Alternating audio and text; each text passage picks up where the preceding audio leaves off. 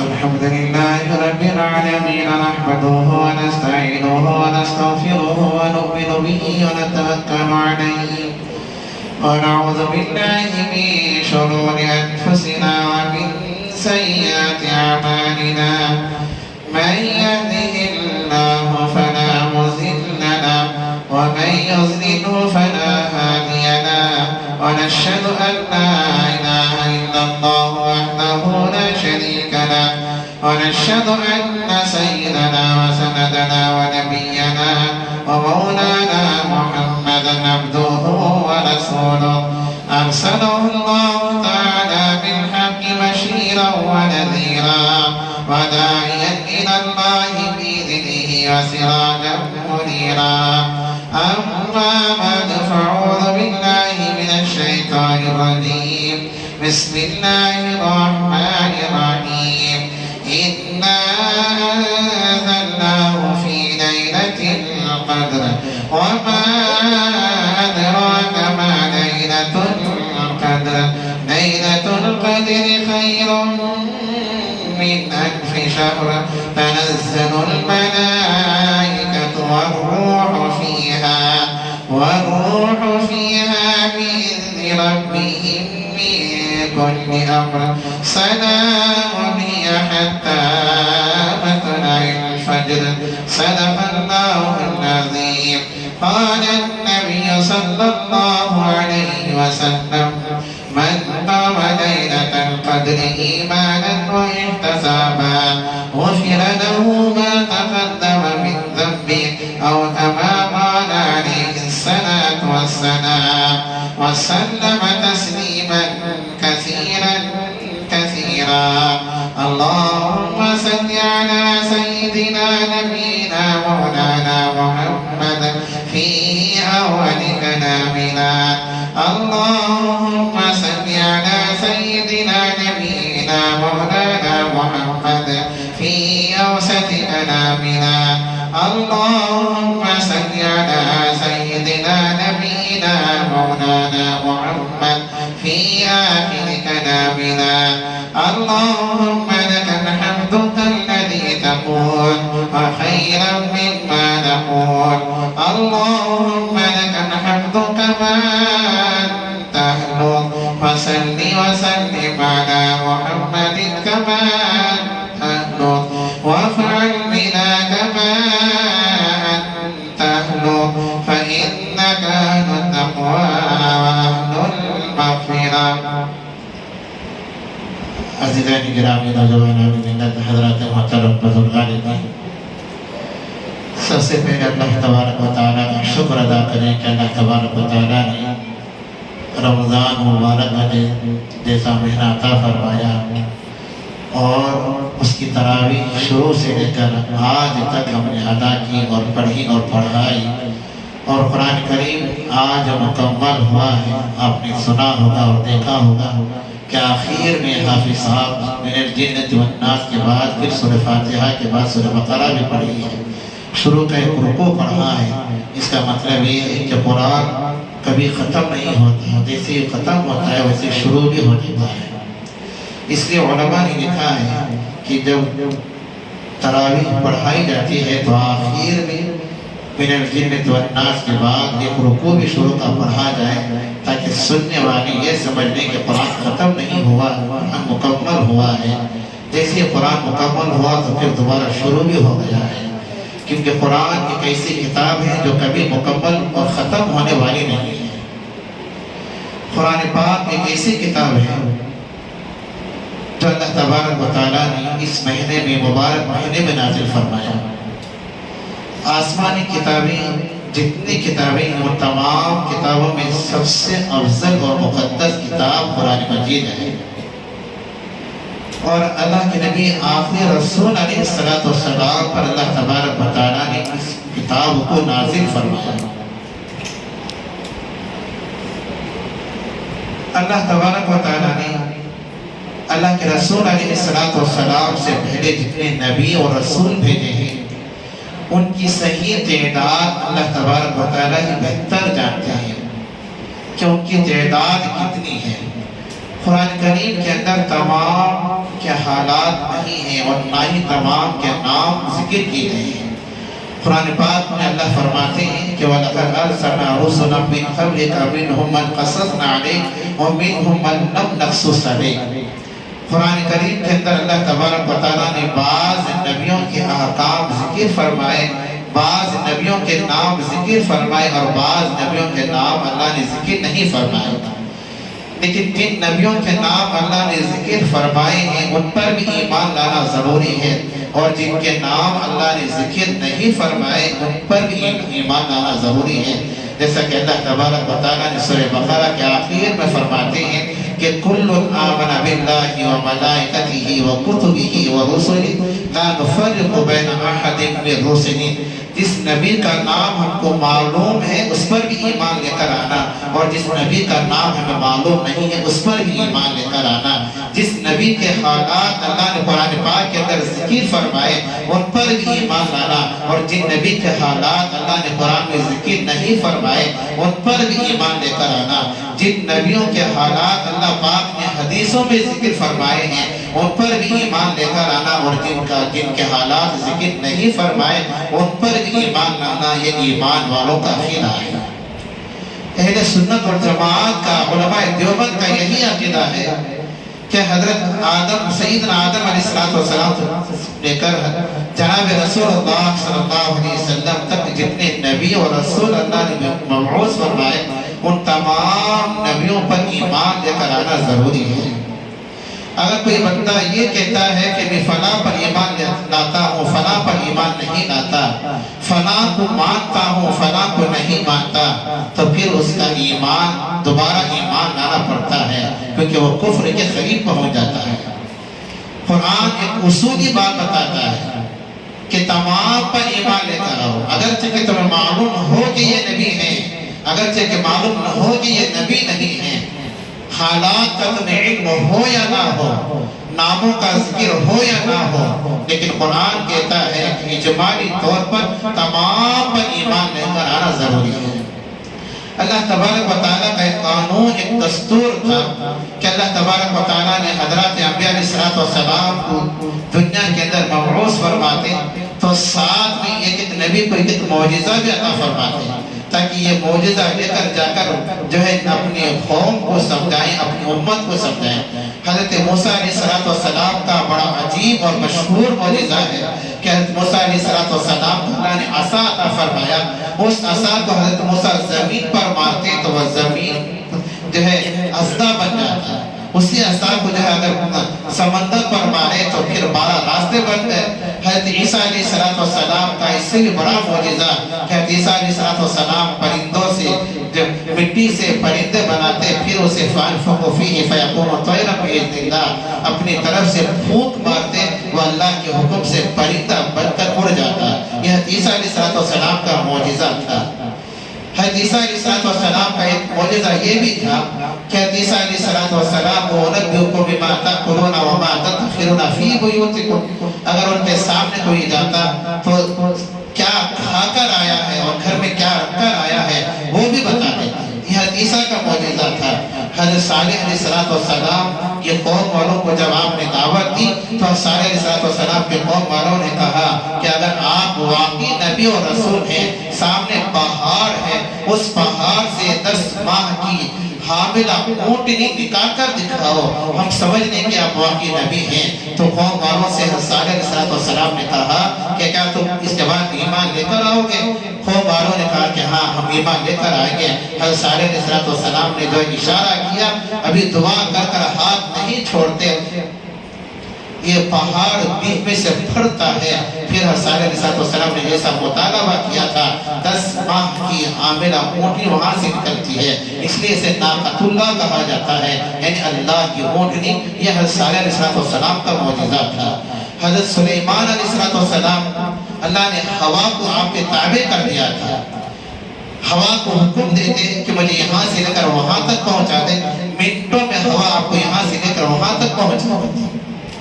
پھر وَعَلِّمْنَا مَنْطِقَ الطَّيْرِ وَأُوتِينَا مِنْ كُلِّ شَيْءٍ۔ حضرت سلیمان علیہ السلام کو اللہ نے جو ہے تمام پرندوں کی بولیاں سکھائی تھی۔ پرندہ سامنے والا آواز کرتا، حضرت سلیمان علیہ السلام معلوم کر لیتے کہ یہ کیا آواز کر رہا ہے اور کیا بولنا چاہتا ہے۔ حضرت داؤد علیہ السلام کا عجیب معجزہ تھا کہ ہاتھ میں لوہا پکڑتے تو لوہا موم کی طرح نرم ہو جاتا۔ وَعَلَنَّا لَهُ الْحَدِيدَ کہ حضرت داؤد علیہ السلام کو اللہ نے عجیب معجزہ دیا تھا، ہاتھ میں جو ہے لوہا پکڑتے وہ لوہا موم کی طرح نرم ہو جاتا۔ تو بتانا یہ مقصد ہے کہ اللہ تبارک و تعالیٰ نے ہر نبی کو ایک معجزہ عطا فرمایا، لیکن اللہ کے رسول علیہ السلام کو بے شمار معجزہ عطا فرمائی۔ حضرت علامہ سیوطی رحمۃ اللہ علیہ جو تفسیر جلالین کے مصنف ہیں، جنہوں نے عربی کے اندر تفسیر لکھی ہے جو عالمیت کے اندر پڑھائی جاتی ہے، حضرت علامہ سیوطی رحمۃ اللہ علیہ نے لکھا ہے کہ اللہ کے نبی علیہ السلام کے کل 3000 معجزات تھے۔ ان میں سب سے بڑا معجزہ قرآن کریم کا معجزہ ہے۔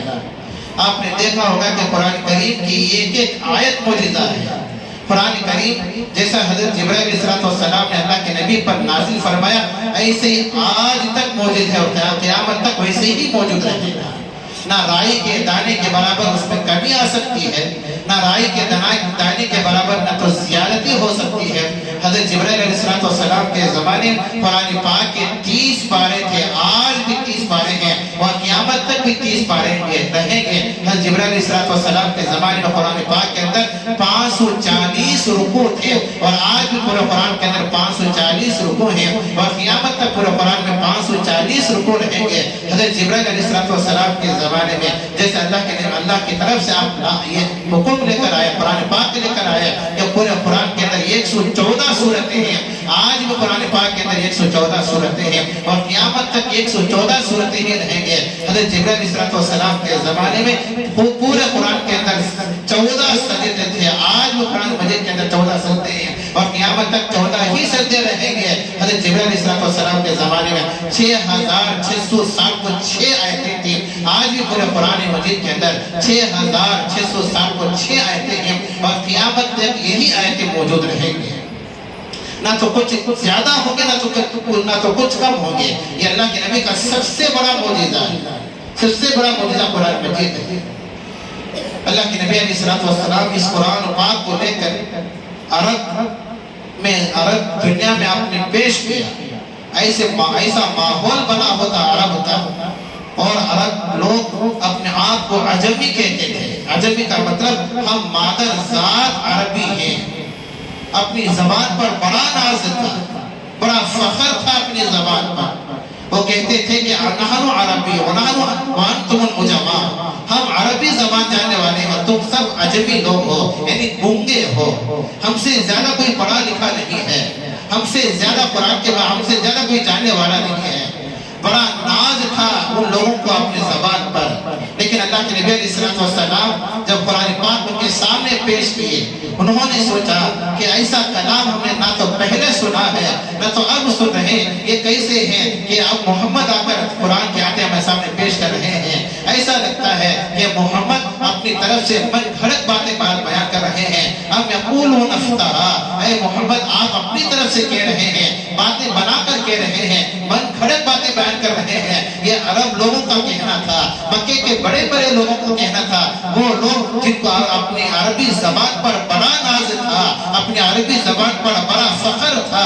جب قرآن کریم ان کے سامنے پیش کیا گیا تو انہوں نے کہا کہ یہ اللہ کے نبی کے محمد کی بنائی ہوئی کتاب ہے، لیکن اللہ پاک قرآن پاک میں فرماتے ہیں کہ قل لیل اجتمعت الانس والجن الا ان یاتوا بمثل هذا القرآن۔ یہ قرآن پاک کا پہلا چیلنج تھا اللہ کے نبی علیہ السلام سے۔ اللہ تبارک و تعالیٰ نے کہا کہ اے نبی ان لوگوں سے کہہ دو جو لوگ کہہ رہے ہیں نا کہ محمد اپنی طرف سے بیان کر رہے ہیں، من گھڑت باتیں بیان کر رہے ہیں، ان لوگوں سے آپ کہہ دو کہ قرآن اگر یہ اللہ کی طرف سے نازل نہیں ہوا ہے، محمد کا کلام ہے، تو پھر تم تمام لوگ مل کر، پورے عرب والے مل کر اور ساتھ میں جنات کو بھی بلا لو، قل لیل اجتمعت الانس والجن، ساتھ میں جنات کو بھی ملا لو اور تمام انسان کو بھی ملا لو، اور تمام لوگ مل کر اس جیسا قرآن پیش کرو تو پھر مان لیں گے۔ اس جیسا قرآن پیش کرو، نہیں پیش کر سکتے۔ اللہ تبارک و تعالیٰ سب سے پہلا چیلنج تھا، اس جیسا قرآن پیش کرو۔ لیکن انہوں نے پیش نہیں کیا. پھر اللہ تبارک و تعالیٰ کا دوسرا چیلنج یہ ہوا کہ اللہ تبارک و تعالیٰ نے کہا کہ قرآن تو نہیں پیش کر سکتے ہیں نا, کہ ایک کام کرو کہ ہم یقولون افترا قل فأتوا بعشر سور مثلہ, قرآن تو پیش نہیں کر سکتے تو کم از کم قرآن پاک کی 10 آیتیں پیش کر کے دکھاؤ. پورا قرآن تو پیش نہیں کر سکتے, قرآن پاک کی 10 آیتیں پیش کر دکھاؤ. لیکن وہ لوگ عاجز آ گئے, نہ تو قرآن کریم پیش کر سکے, نہ تو قرآن پاک کی 10 آیتیں پیش کر سکے. یہ دوسرا چیلنج تھا. پھر تیسرا چیلنج یہ تھا کہ اللہ تبارک و تعالیٰ نے کہا کہ ان لوگوں نے نہ تو قرآن کریم پیش کیا ہے, نہ تو قرآن کریم کی 10 آیتیں پیش کی ہیں. ایک کام کرو, یہ دونوں بھی نہیں کر سکتے تو قرآن کریم کی ایک آیت, چھوٹی سی کوئی ایک آیت پیش کرو. وَإِن كُنتُمْ فِي رَيْبٍ مِّن مِّثْلِهِ, یہ ایک آیت پیش کر دکھاؤ. لیکن یہ لوگ عاجز ہو گئے, مجبور ہو گئے اللہ کے نبی کے سامنے گھٹنے ٹیکنے پر, مجبور ہو گئے قرآن پاک کے سامنے گھٹنے ٹیکنے پر. یہ معلوم ہوا کہ قرآن کریم اللہ کے نبی کا نہیں ہے بلکہ اللہ تبارک و تعالیٰ کی طرف سے نازل شدہ قرآن پاک ہے. ان لوگوں کو معلوم ہو گیا کہ یہ قرآن کریم اللہ کے نبی کا نہیں ہے, اللہ کی طرف سے نازل ہوا قرآن پاک ہے. اس وقت عرب کے اندر زبردست اشعار کہنے والے لوگ تھے, اتنا زبردست اشعار کہتے تھے کہ پھر بدہی فوراً ہزاروں اشعار اپنے زبان سے کہتے تھے عربی کے اندر, اور اردو کے اندر نہیں, عربی کے اندر, کیونکہ اپنی زبان پر بڑا ناز تھا. لیکن ان کے اشعار کے اندر عورتوں کی تعریف ہوتی تھی, شراب کی تعریف ہوتی تھی. ایسے اشعاروں کا کہا کرتے تھے. انہیں اشعار کہنے والوں میں سے حضرت ربیعہ بن حارث رضی اللہ تعالیٰ عنہ ابھی ایمان نہیں لے کر آئے تھے. عرب کے اندر سب سے بڑے شاعر سمجھے جاتے تھے, سب سے بڑے شاعر. وہ اتنے بڑے شاعر تھے کہ جب حضرت ربیعہ بن حارث رضی اللہ تعالیٰ عنہ اشعار کہتے تو لوگ ان کے اشعار کو سننے کے لیے آیا کرتے تھے, لکھنے کے لیے آیا کرتے تھے. ان کے اشعار اتنے بہترین ہوتے کہ اشعار جو ہے کعبۃ اللہ لکھ کر کعبۃ اللہ کے دروازے پر لکھ دیا جاتا, لٹکا دیا جاتا, تاکہ لوگ عمرہ کرنے والے, حج کرنے والے ان کے اشعار کو بھی پڑھ کر جائیں. حضرت ربیعہ بن حارث رضی اللہ تعالیٰ عنہ کے اتنے بہترین اشعار تھے. جب انہوں نے اللہ کے نبی کے زبان سے قرآن کریم کو سنا تو انہوں نے فوراً اپنی زبان سے کہا کہ ھذا یکفینا القرآن, بس یہ قرآن اب میرے لیے کافی ہے, بس یہ قرآن میرے لیے کافی ہے, اب کسی اور چیز کی ضرورت نہیں ہے. فوراً کلمہ پڑھ کر مسلمان ہو گئے, صاحب رسول بن گئے. آج بھی بخاری کے اندر ان کا نام موجود ہے, آج بھی مسلم کے اندر ان کا نام موجود ہے. حضرت ربیعہ بن حارث رضی اللہ تعالیٰ عنہ صاحب رسول بن گئے. قرآن کریم سننے سے پہلے ایک بہت بڑے شاعر تھے. انہوں نے قرآن کو نہیں سنا تھا اللہ کے نبی کے زبان سے, قرآن کو نہیں سمجھا تھا اللہ کے نبی کے زبان سے. یہ سمجھتے تھے کہ اشعار ہی بہت بڑی چیز ہے, یہی سب سے بڑا کلام ہے. لیکن جیسے انہوں نے اللہ کے نبی کے زبان سے کلام کو سنا, قرآن مجید کو سنا, تو فوراً اپنے زبان سے اتنے بڑے شاعر ہونے کے باوجود انہوں نے اپنے زبان سے کہا کہ ھذا یکفینا القرآن, بس آج کے بعد قرآن ہمارے لیے کافی ہے. یہ اشعار کی ہمیں ضرورت نہیں ہے اور شعر شاعر کی ضرورت نہیں ہے. فوراً کلمہ پڑھے اور مسلمان ہو گئے اور صاحب رسول بن گئے. آج بھی حدیث کی بڑی بڑی کتابوں کے اندر ان کا نام ملتا ہے, حضرت ربیعہ بن حارث رضی اللہ تعالیٰ عنہ. اور آج کی رات توبہ کی بھی رات ہے. آج کی رات اللہ تبارک و تعالیٰ بڑے سے بڑے گنہگاروں کو معاف فرما دیتے ہیں, بشرطے کہ سچی پکی توبہ کریں. شب قدر اس لیے آتی ہے, شب برات اسی لیے آتی ہے, یہ تاخیرات اسی لیے آتے ہیں کہ انسان اپنے گناہوں سے معافی مانگے. حضرت محمد بن عبد الرحمن سلوہ رحمۃ اللہ علیہ ایک بہت بڑے تابعین میں سے ہیں. تابعین کسے کہتے ہیں؟ جنہوں نے ایمان کی حالت میں صحابہ کو دیکھا ہو اسے تابعین کہا جاتا ہے.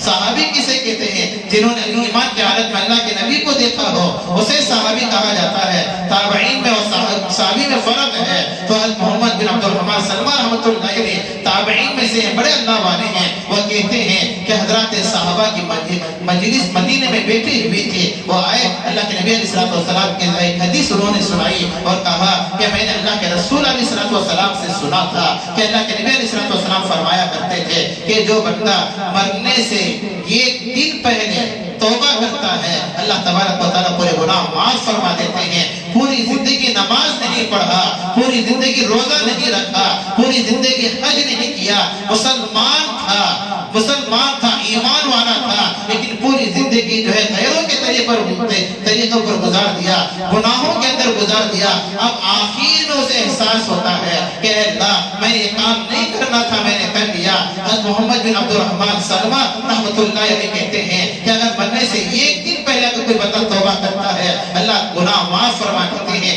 یہ حدیث انہوں نے بیان کی۔ پھر ایک دوسرے شخص کھڑے ہو گئے، انہوں نے کہا کہ تم نے تو ایک دن کے بارے میں سنا ہے، میں نے اللہ کے نبی علیہ السلام سے سنا تھا کہ اگر کوئی بندہ ایک دن تو دور کی بات آدھا دن پہلے مرنے سے آدھا دن پہلے اگر کوئی توبہ کرتا ہے تو اللہ تبارک و تعالیٰ اس کے تو گناہ معاف فرما دیتے ہیں۔ پھر ایک تیسرے صاحب کھڑے ہو گئے، ایک تیسرے شخص کھڑے ہو گئے، انہوں نے کہا کہ تم نے تو ایک دن کے بارے میں سنا ہے، تمہیں تو آدھا دن کے بارے میں سنا ہے، لیکن میں نے اللہ کے نبی سے سنا کہ اگر کوئی بندہ انتقال سے پہلے کچھ منٹ پہلے کچھ سیکنڈ پہلے بھی اگر توبہ کرتا ہے اپنے گناہوں کی معافی مانگتا ہے بھیک مانگتا ہے تو اللہ تبارک و تعالیٰ اس کے گناہ معاف فرما دیتے ہیں، بشرطے کہ سچی پکی توبہ کرے۔ تو آج کی رات توبہ کرنے کی رات ہے، اللہ تبارک و تعالیٰ سے معافی مانگنے کی رات ہے۔ میں ایک واقعہ آپ کو سناتا ہوں حدیث کے حوالے سے۔ بنیۃ الطالبین حضرت شیخ عبد القادر جیلانی رحمۃ اللہ علیہ کی کتاب ہے، علامہ سمرقند رحمۃ اللہ علیہ کے بہت بڑے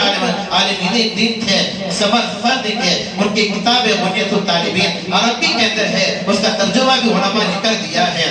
کہتے ہیں کہ حضرت عمر رضی اللہ تعالیٰ عنہ اللہ کے نبی علیہ السلام کے پاس روتے ہوئے باہر سے اندر آئے، روتے ہوئے باہر سے اندر گئے تو اللہ کے نبی علیہ السلام نے پوچھا کہ عمر کیا بات ہے، کیوں رو رہے ہو؟ تو حضرت عمر نے فرمایا کہ یا رسول اللہ صلی اللہ علیہ وسلم باہر ایک نوجوان کھڑا ہوا ہے، اس نے مجھے رلا دیا۔ اللہ کے نبی نے فرمایا کہ اسے میرے پاس لے کر آؤ، تو اس نوجوان کو اللہ کے نبی کی خدمت میں پیش کیا گیا۔ اللہ کے رسول علیہ السلام نے اس سے پوچھا کہ کیا بات ہے، کیوں رو رہے ہو؟ تو اس نوجوان نے کہا کہ یا رسول اللہ صلی اللہ علیہ وسلم میں بہت بڑا گنہگار ہوں جس کی وجہ سے میں رو رہا ہوں، یہ قیمتی باتیں آپ کے سامنے پیش کر رہا ہوں، غور سے سنیں، کیونکہ ان باتوں کو کہنے کے لیے جو کتابوں کا حوالہ دینا پڑتا ہے، کتابیں تلاش کر کے آپ کے پاس آنا پڑتا ہے۔ تو حضرت عمر رضی اللہ تعالیٰ عنہ نے اس نوجوان کو لا کر اللہ کے نبی کی خدمت میں پیش کیا۔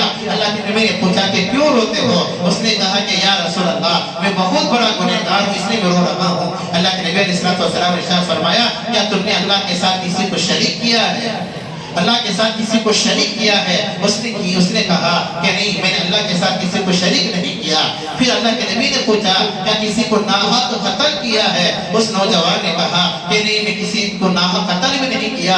تو پھر اللہ کے نبی نے فرمایا جب کسی اللہ کے ساتھ شریک بھی نہیں کیا اور ناحق کسی کو قتل بھی نہیں کیا تو پھر تمہارا گناہ اللہ معاف فرما دیں گے، اگرچہ کہ تمہارا گناہ ساتوں زمین اور ساتوں آسمان اور پہاڑوں کے برابر بھی کیوں نہ ہو اللہ تمہارا گناہ معاف فرما دیں گے۔ اس نوجوان نے کہا اپنے سر کو نیچے جھکاتے ہوئے کہا کہ یا رسول اللہ صلی اللہ علیہ وسلم ساتوں زمین اور ساتوں آسمان پہاڑوں سے بھی بڑھ کر میرا گناہ ہے، ساتوں آسمان اور ساتوں زمین پہاڑوں سے بھی بڑھ کر میرا گناہ ہے۔ اللہ کے نبی علیہ السلام نے پوچھا کہ آخر کیا تمہارا گناہ بڑا ہے یا اللہ کا عرش بڑا ہے؟ تو اس نوجوان نے کہا کہ اللہ کے عرش سے میرا گناہ بڑا ہے۔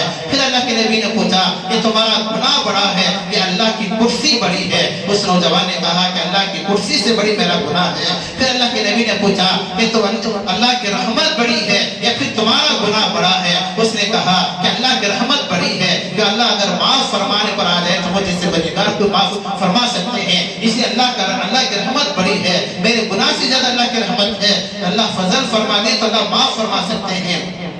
پھر اللہ کے نبی نے پوچھا کہ اب بتاؤ کہ کیا گناہ ہے؟ اس نے اپنی منڈی کو نیچے جھکایا، سر کو نیچے جھکایا، اللہ کے نبی سے کہا کہ یا رسول اللہ صلی اللہ علیہ وسلم مجھے شرم آتی ہے آپ کے سامنے بیان کرنے، مجھے شرم آتی ہے آپ کے سامنے بات کرنے۔ پھر اللہ کے نبی نے پوچھا کہ بتاؤ تو صحیح کہ کیا گناہ ہوا ہے؟ اس نے کہا کہ یا رسول اللہ صلی اللہ علیہ وسلم میں جو ہے میرا پیشہ کفن چور تھا، میں کفن چور تھا، یعنی 7 سال سے تقریباً میرا یہی پیشہ ہے کہ اگر کوئی مردہ یا مرد ہو یا عورت ہو کسی کو دفن کیا جاتا ہے تو فوراً میں جاتا ہوں دفن لے کر چلے جاتا ہوں، یہی میرا پیشہ ہے، تقریباً 7 سال سے یہی میں کام کر رہا ہوں۔ لیکن کچھ دن پہلے ایک انصار کی لڑکی آئی جو نوجوان لڑکی تھی، بڑی خوبصورت لڑکی تھی، اس کے رشتہ داروں نے آ کر دفنا کر چلے گئے، میں گیا پیچھے جا کر اس کا کفن چرا کر جیسے واپس آیا، لیکن شیطان نے میرا اندر غلبہ پا لیا، شیطان کے دھوکے میں آ کر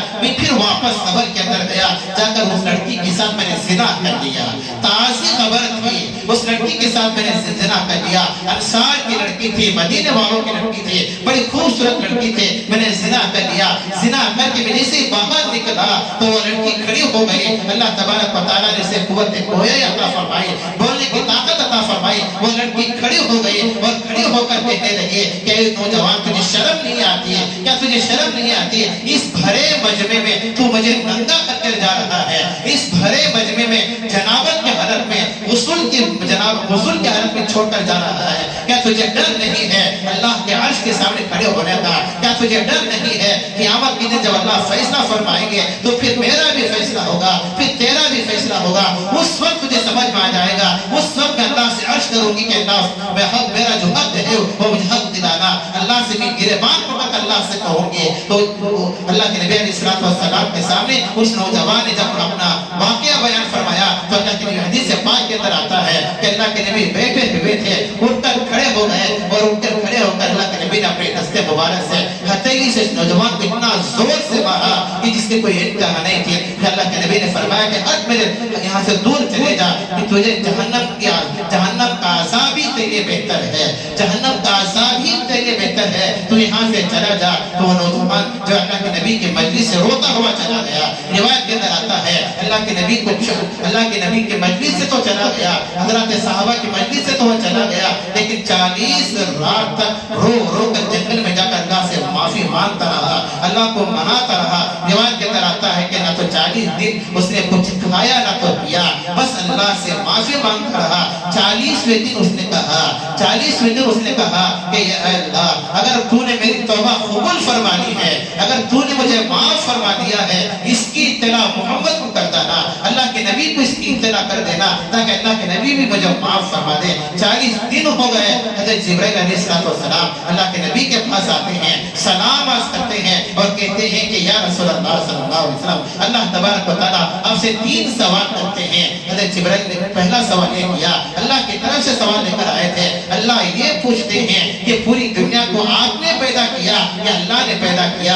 اللہ کے نبی فرماتے ہیں کہ جبرائیل یہ کیسا سوال کرتے ہو, پوری دنیا کو پیدا کرنے والی ذات اللہ ہی کی ہے اور مجھے بھی پیدا کرنے والی ذات اللہ کی ہے, اللہ ہی پیدا کرنے والے ہیں. تو پھر جبرائیل نے دوسرا سوال کیا کہ پوری دنیا کو روزی دینے والے آپ ہیں کہ اللہ تبارک و تعالیٰ پوری دنیا کو روزی دیتے ہیں؟ حضرت جبرائیل علیہ السلام اللہ کے نبی نے فرمایا کہ اے جبرائیل یہ کیسا سوال کرتے ہو, پوری دنیا کو روزی دینے والی ذات اللہ تبارک و تعالیٰ کی ہے. پھر تیسرا سوال کرتے ہیں جبرائیل علیہ السلام کہ اللہ تبارک و تعالیٰ آپ سے یہ پوچھتے ہیں کہ لوگوں کی توبہ آپ قبول کرنے والے ہیں یا اللہ قبول کرنے والے ہیں؟ اللہ کے نبی نے فرمایا کہ جبرائیل لوگوں کی توبہ اللہ ہی قبول کرنے والے ہیں, میری توبہ اللہ ہی قبول کرنے والے ہیں. پھر جبرائیل علیہ السلام نے فرمایا کہ یا رسول اللہ صلی اللہ علیہ وسلم, اس نوجوان کی توبہ قبول فرما لیجئے کیونکہ اللہ نے بھی اس کی توبہ قبول فرما لی ہے, اللہ نے بھی اس کی توبہ قبول فرما لی ہے. اللہ کے نبی علیہ السلام حضرت جبرائیل یہ کہہ کر چلے گئے. حضرت جبرائیل علیہ السلام کے جانے کے بعد اللہ کے نبی علیہ السلام نے اس نوجوان کو بلایا اور بلا کر توبہ کی خوشخبری عطا فرمائی. بتانا یہ مقصد ہے کہ انسان اگر بڑا بھی گناہ کرتا ہے, سچی توبہ کرتا ہے, اللہ معاف فرما دیتا ہے.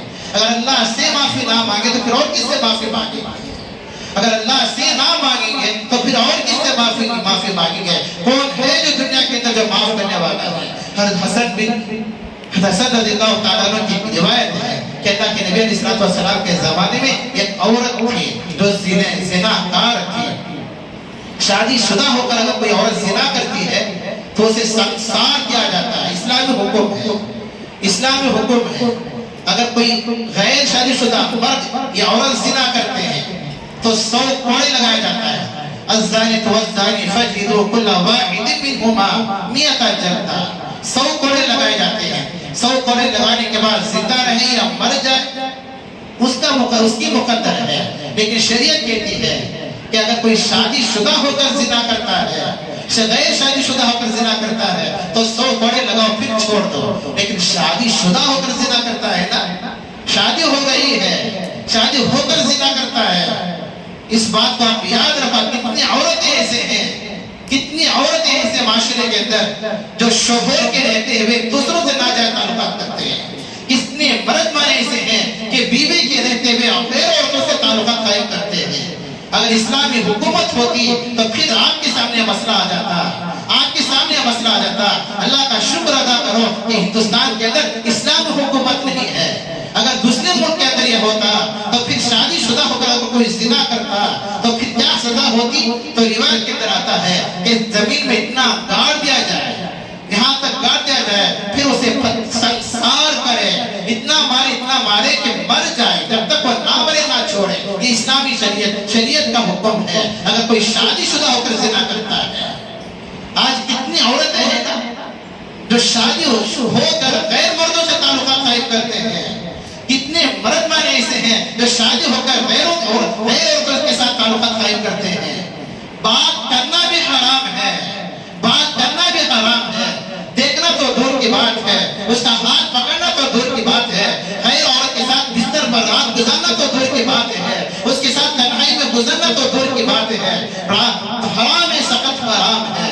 اللہ کا شکر ادا کرو کہ اسلام حکومت نہیں ہے. اگر اسلام حکومت ہوتی تو پھر مسئلہ آپ کے سامنے آ جاتا.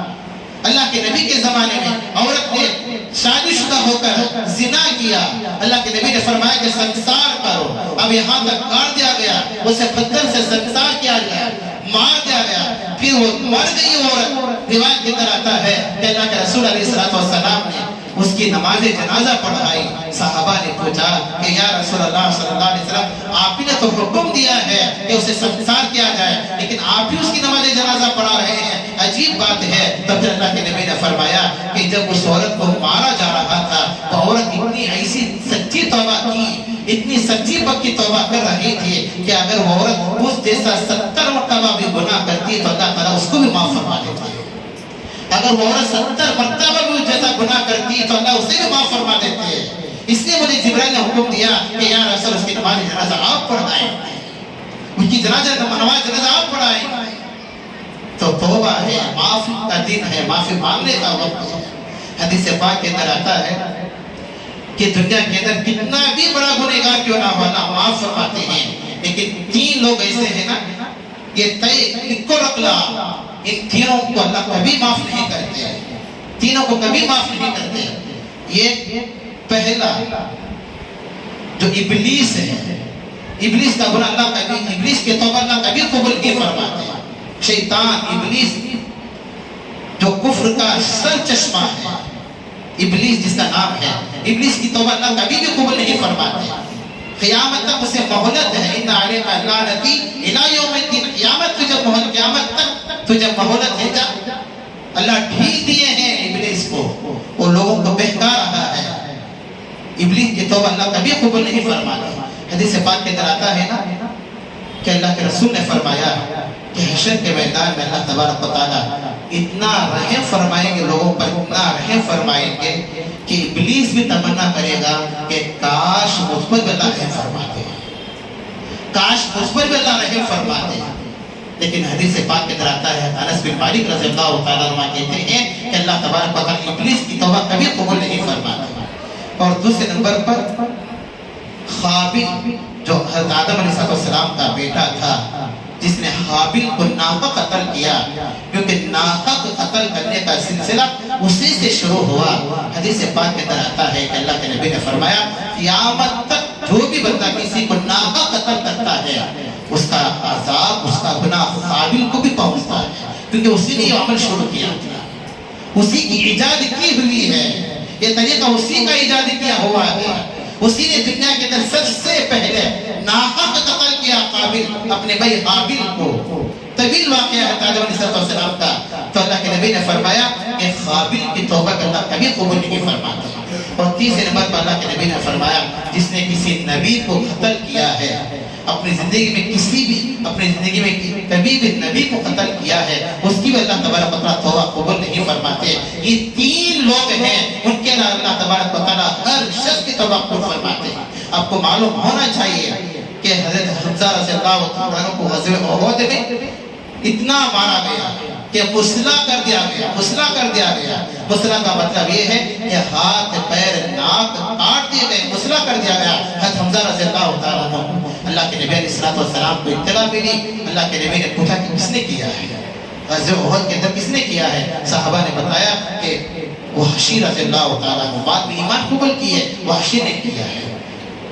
وحشی اللہ کے نبی علیہ السلام ایمان لانے سے پہلے حضرت حمزہ کو شہید کر دیے تھے، کیونکہ ان کے نزدیک صرف ایک ہی چیز اہمیت تھی کہ ان کے سردار ابو جہل نے کہا تھا کہ تم حمزہ کو اگر شہید کر دو گے، قتل کر دو گے، تم آزاد ہو۔ ابو ہاشم کے نظر میں ان کی آزادی مقصود تھی، انہوں نے یہ نہیں سوچا کہ کسے قتل کرنا ہے کسے نہیں کرنا ہے، میں کس کو شہید کر رہا ہوں، بس آزادی کو دیکھ کر حضرت واشی رضی اللہ تعالیٰ عنہ نے حضرت حمزہ کو شہید کر دیا۔ اب اللہ کے نبی علیہ السلام کو اتنی تکلیف ہوئی، اللہ کے نبی علیہ السلام نے ارادہ کیا کہ جس نے حضرت حمزہ کو میرے چچا کو قتل کیا ہے، 70 ٹکڑے کیے گئے تھے، 70 ٹکڑے کیے گئے تھے غزوہ احد کے اندر۔ اللہ کے نبی نے ارادہ فرمایا کہ جب تک میں بھی 70 کافروں کو نہ ماروں چین سے نہیں بیٹھوں گا۔ اللہ کے نبی نے خود اس بات کا ارادہ کیا تھا کہ جب تک میں اپنے چچا کا بدلہ 70 کافروں سے نہ لے لوں میں چین سے نہیں بیٹھوں گا۔ قرآن پاک کی آیت نازل ہوئی وَإِنْ عَاقَبْتُمْ فَعَاقِبُوا بِمِثْلِ مَا عُوقِبْتُمْ بِهِ۔ یا رسول اللہ صلی اللہ علیہ وسلم بدلہ لینا چاہتے ہو نا، برابر سرابر لے لو۔ حمزہ ایک ہی شہید ہوئے ہیں تو ایک ہی بدلہ لو، 70 لینے کی کیا ضرورت ہے؟ 70 کا اللہ کے نبی نے ارادہ فرمایا تھا کہ 70 کو قتل کروں گا، کیونکہ میرے چچا کو قتل کیا گیا ہے، شہید کیا گیا ہے۔ لیکن قرآن پاک کی آیت نازل ہوئی وَإِنْ عَاقَبْتُمْ فَعَاقِبُوا بِمِثْلِ مَا عُوقِبْتُمْ بِهِ۔ اگر تم شہید قتل کرنا ہی چاہتے ہو، ایک کے بدلے میں یہ قتل کرو، اور ان صبر خیر للصابرین، اگر تم نے صبر کیا چھوڑ دیا یہ بہت بہتر ہے، اگر تم نے چھوڑ دیا تو بہتر ہے۔ تو اللہ کے نبی علیہ السلام کو اتنا بڑا غصہ آیا تھا، اتنا زیادہ غم زدہ تھے اللہ کے رسول علیہ السلام کہ ارادہ کرنے تھے میں 70 کو قتل کروں گا۔ تو بہرحال حضرت واشی رضی اللہ تعالیٰ عنہ اللہ کے نبی کے پاس آئے اور آ کر کہا کہ یا رسول اللہ صلی اللہ علیہ وسلم میں نے آپ کے چچا کو قتل کیا، ڈرتے ہوئے آئے، گھبراتے ہوئے آئے، کیونکہ اللہ کے نبی کے چچا کو انہوں نے قتل کیا تھا۔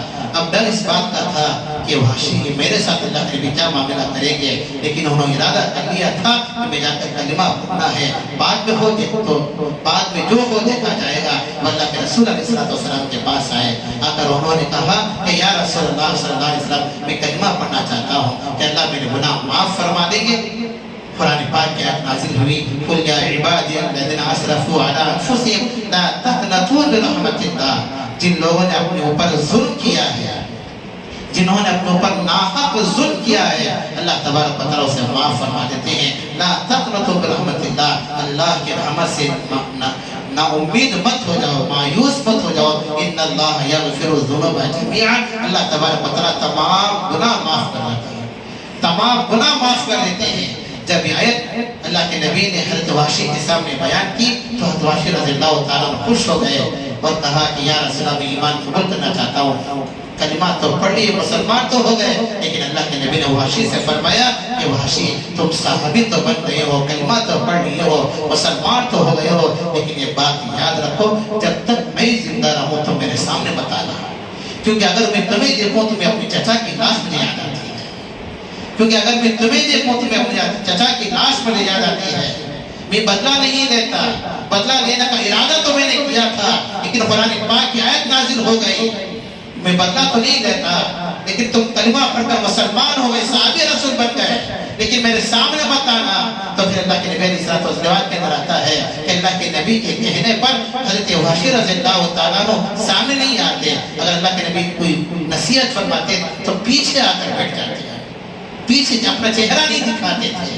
آخر میں آ کر اللہ کے نبی سے فرمایا کہ یا رسول اللہ میں نے زمانے جاہلیت میں آپ کے چچا کو تو میں نے قتل کر دیا، اس کے بدلے میں کافروں میں سے کسی اور کو قتل کرنا چاہتا ہوں، بتاؤ میں کسے قتل کروں تاکہ بدلہ برابر ہو جائے۔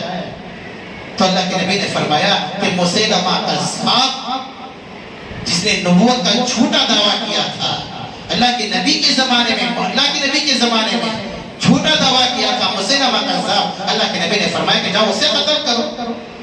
حضرت وحشی رضی اللہ تعالیٰ نے جا کر اسے قتل کر دیا۔ تو حضرت وحشی رضی اللہ تعالیٰ نے کہا کہ اب برابر صحابت ہو گیا کہ میں نے اللہ کے نبی کے چچا کو قتل کیا، لیکن اللہ کے نبی کے سگا دشمن جس نے دعویٰ کیا تھا نبوت کا، میں نے اسے بھی ختم کر دیا۔ تو بتانا یہ مقصد ہے کہ آج کی رات توبہ کی رات ہے کہ اللہ تبارک و تعالیٰ بڑے سے بڑے گناہوں کو اللہ معاف فرما دیتے ہیں، بشرطے کہ انسان سچی پکی توبہ کرے، سچی پکی توبہ کرے۔ قرآن پاک یہ کہتے ہیں کہ وَلَا تُبْطِلُوا أَعْمَالَكُمْ، کہ اپنے اعمال کو برباد مت کرو، ضائع مت کرو۔ انسان نیک عمل کرتا ہے لیکن اسے احساس بھی نہیں ہوتا کہ اس کے عمل برباد ہو رہے ہیں۔ کوئی کام ایسا کر دیتا ہے کہ اس کا عمل پورا چلے جاتا ہے۔ حدیث پاک کے اندر آتا ہے نا کہ اللہ کے نبی نے ارشاد فرمایا کہ کچھ بندے قیامت کے دن ایسے آئیں گے کہ تہامہ کے پہاڑ کے برابر اعمال لے کر آئیں گے۔ تہامہ مدینہ اور منورہ کے درمیان ایک پہاڑ ہے جو سب سے بڑا پہاڑ ہے، تہامہ۔ تو اللہ کے نبی نے فرمایا کہ تہامہ پہاڑ کے برابر اعمال لے کر آئیں گے، لیکن جب اللہ تبارک و تعالیٰ وزن کریں گے، تولیں گے، تو پھر جو ہے اس کی عمل بیکار ہو جائے گا، کچھ بھی نہیں رہے گا۔ صحابہ نے مرتبہ اللہ کے نبی نے پوچھا کہ بتاؤ صحابہ کہ مفلس کون ہے، غریب کون ہے؟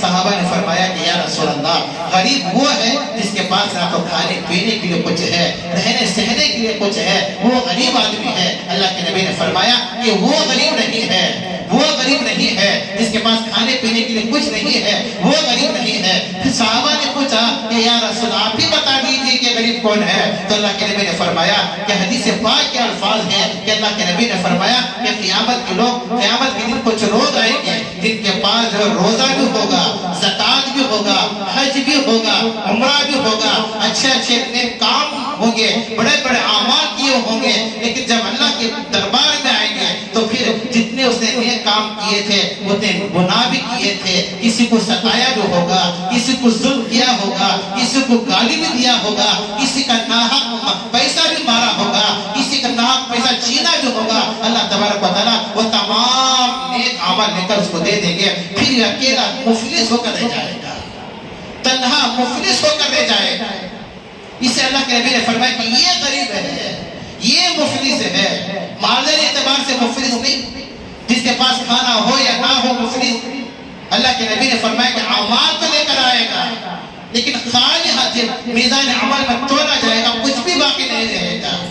کسی پر رائی کے دانے کے برابر بھی ظلم کیا ہو، رائی کے دانے کے برابر بھی کسی کا حق چھینا ہو، اگر کسی کا 1 روپیہ بھی کسی کا باقی ہو تو دنیا کے اندر ہی ادا کر دیں، ورنہ قیامت کی پھر نیکیوں کے ذریعے سے ادا کرنا پڑے گا۔ خالی ہوتے جائے گا، نماز بھی چلے جائے گا، ایک نماز لے کر چلے گا، پھر دوسرا آدمی آئے گا زکات لے کر چلے جائے گا، پھر تیسرا آئے گا حج لے کر چلے جائے گا، پھر اور ایک آئے گا اس کے سارے نیک عمل لے کر چلے جائے گا، صدقہ خیرات ایک ایک کرتے کرتے سارے نیک عمل چلے جائیں گے۔ پھر اللہ کے نبی نے پوچھا کہ آپ بتاؤ کہ مفلس کون ہے، آپ بتاؤ کہ مفلس کون ہے؟ تو صحابہ نے فرمایا کہ یہ مفلس ہے جو سب کچھ لے کر آیا تھا لیکن سب کچھ چلا گیا، اب یہ غریب ہے، یہ مفلس ہے۔ اپنے اعمال کو برباد مت کرو، ولا تبطلوا اعمالکم۔ حدیث پاک کے اندر آتا ہے کہ 3 چیزوں سے انسان کے اعمال برباد ہو جاتے ہیں، پتہ بھی نہیں چلتا کہ ہمارے نیک کام چلے جا رہے ہیں۔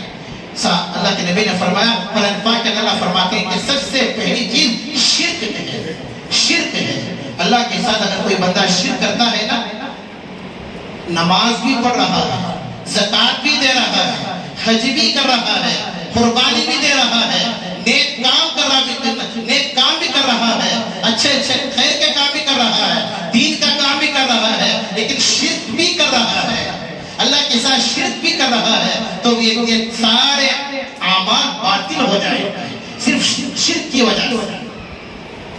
شرک کو معمولی مت سمجھو آپ، شرک کوئی چھوٹا موٹا گناہ نہیں ہے، شرک تو سب سے بڑا گناہ ہے، شرک سب سے بڑا گناہ ہے۔ شرک کی وجہ سے سارے عمل برباد ہو جاتے ہیں۔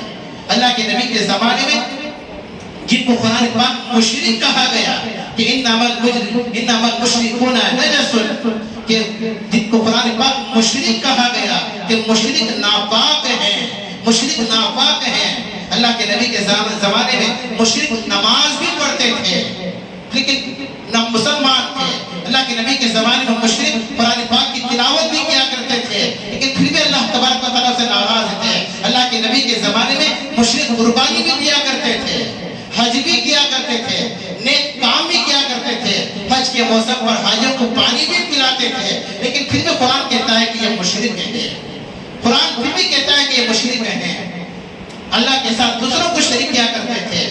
اللہ پاک اس عمل کو کبھی معاف نہیں فرمائے گا۔ ان اللہ لا یغفر ان یشرک بہ ویغفر ما دون ذلک لمن یشاء۔ شرک ایک ایسا گناہ ہے، شرک ایک ایسا گناہ ہے کہ جس کی وجہ سے اللہ تبارک و تعالیٰ سارے اعمال بیکار کر دیتے ہیں۔ یہ شرک عمل ہی ایسا ہے۔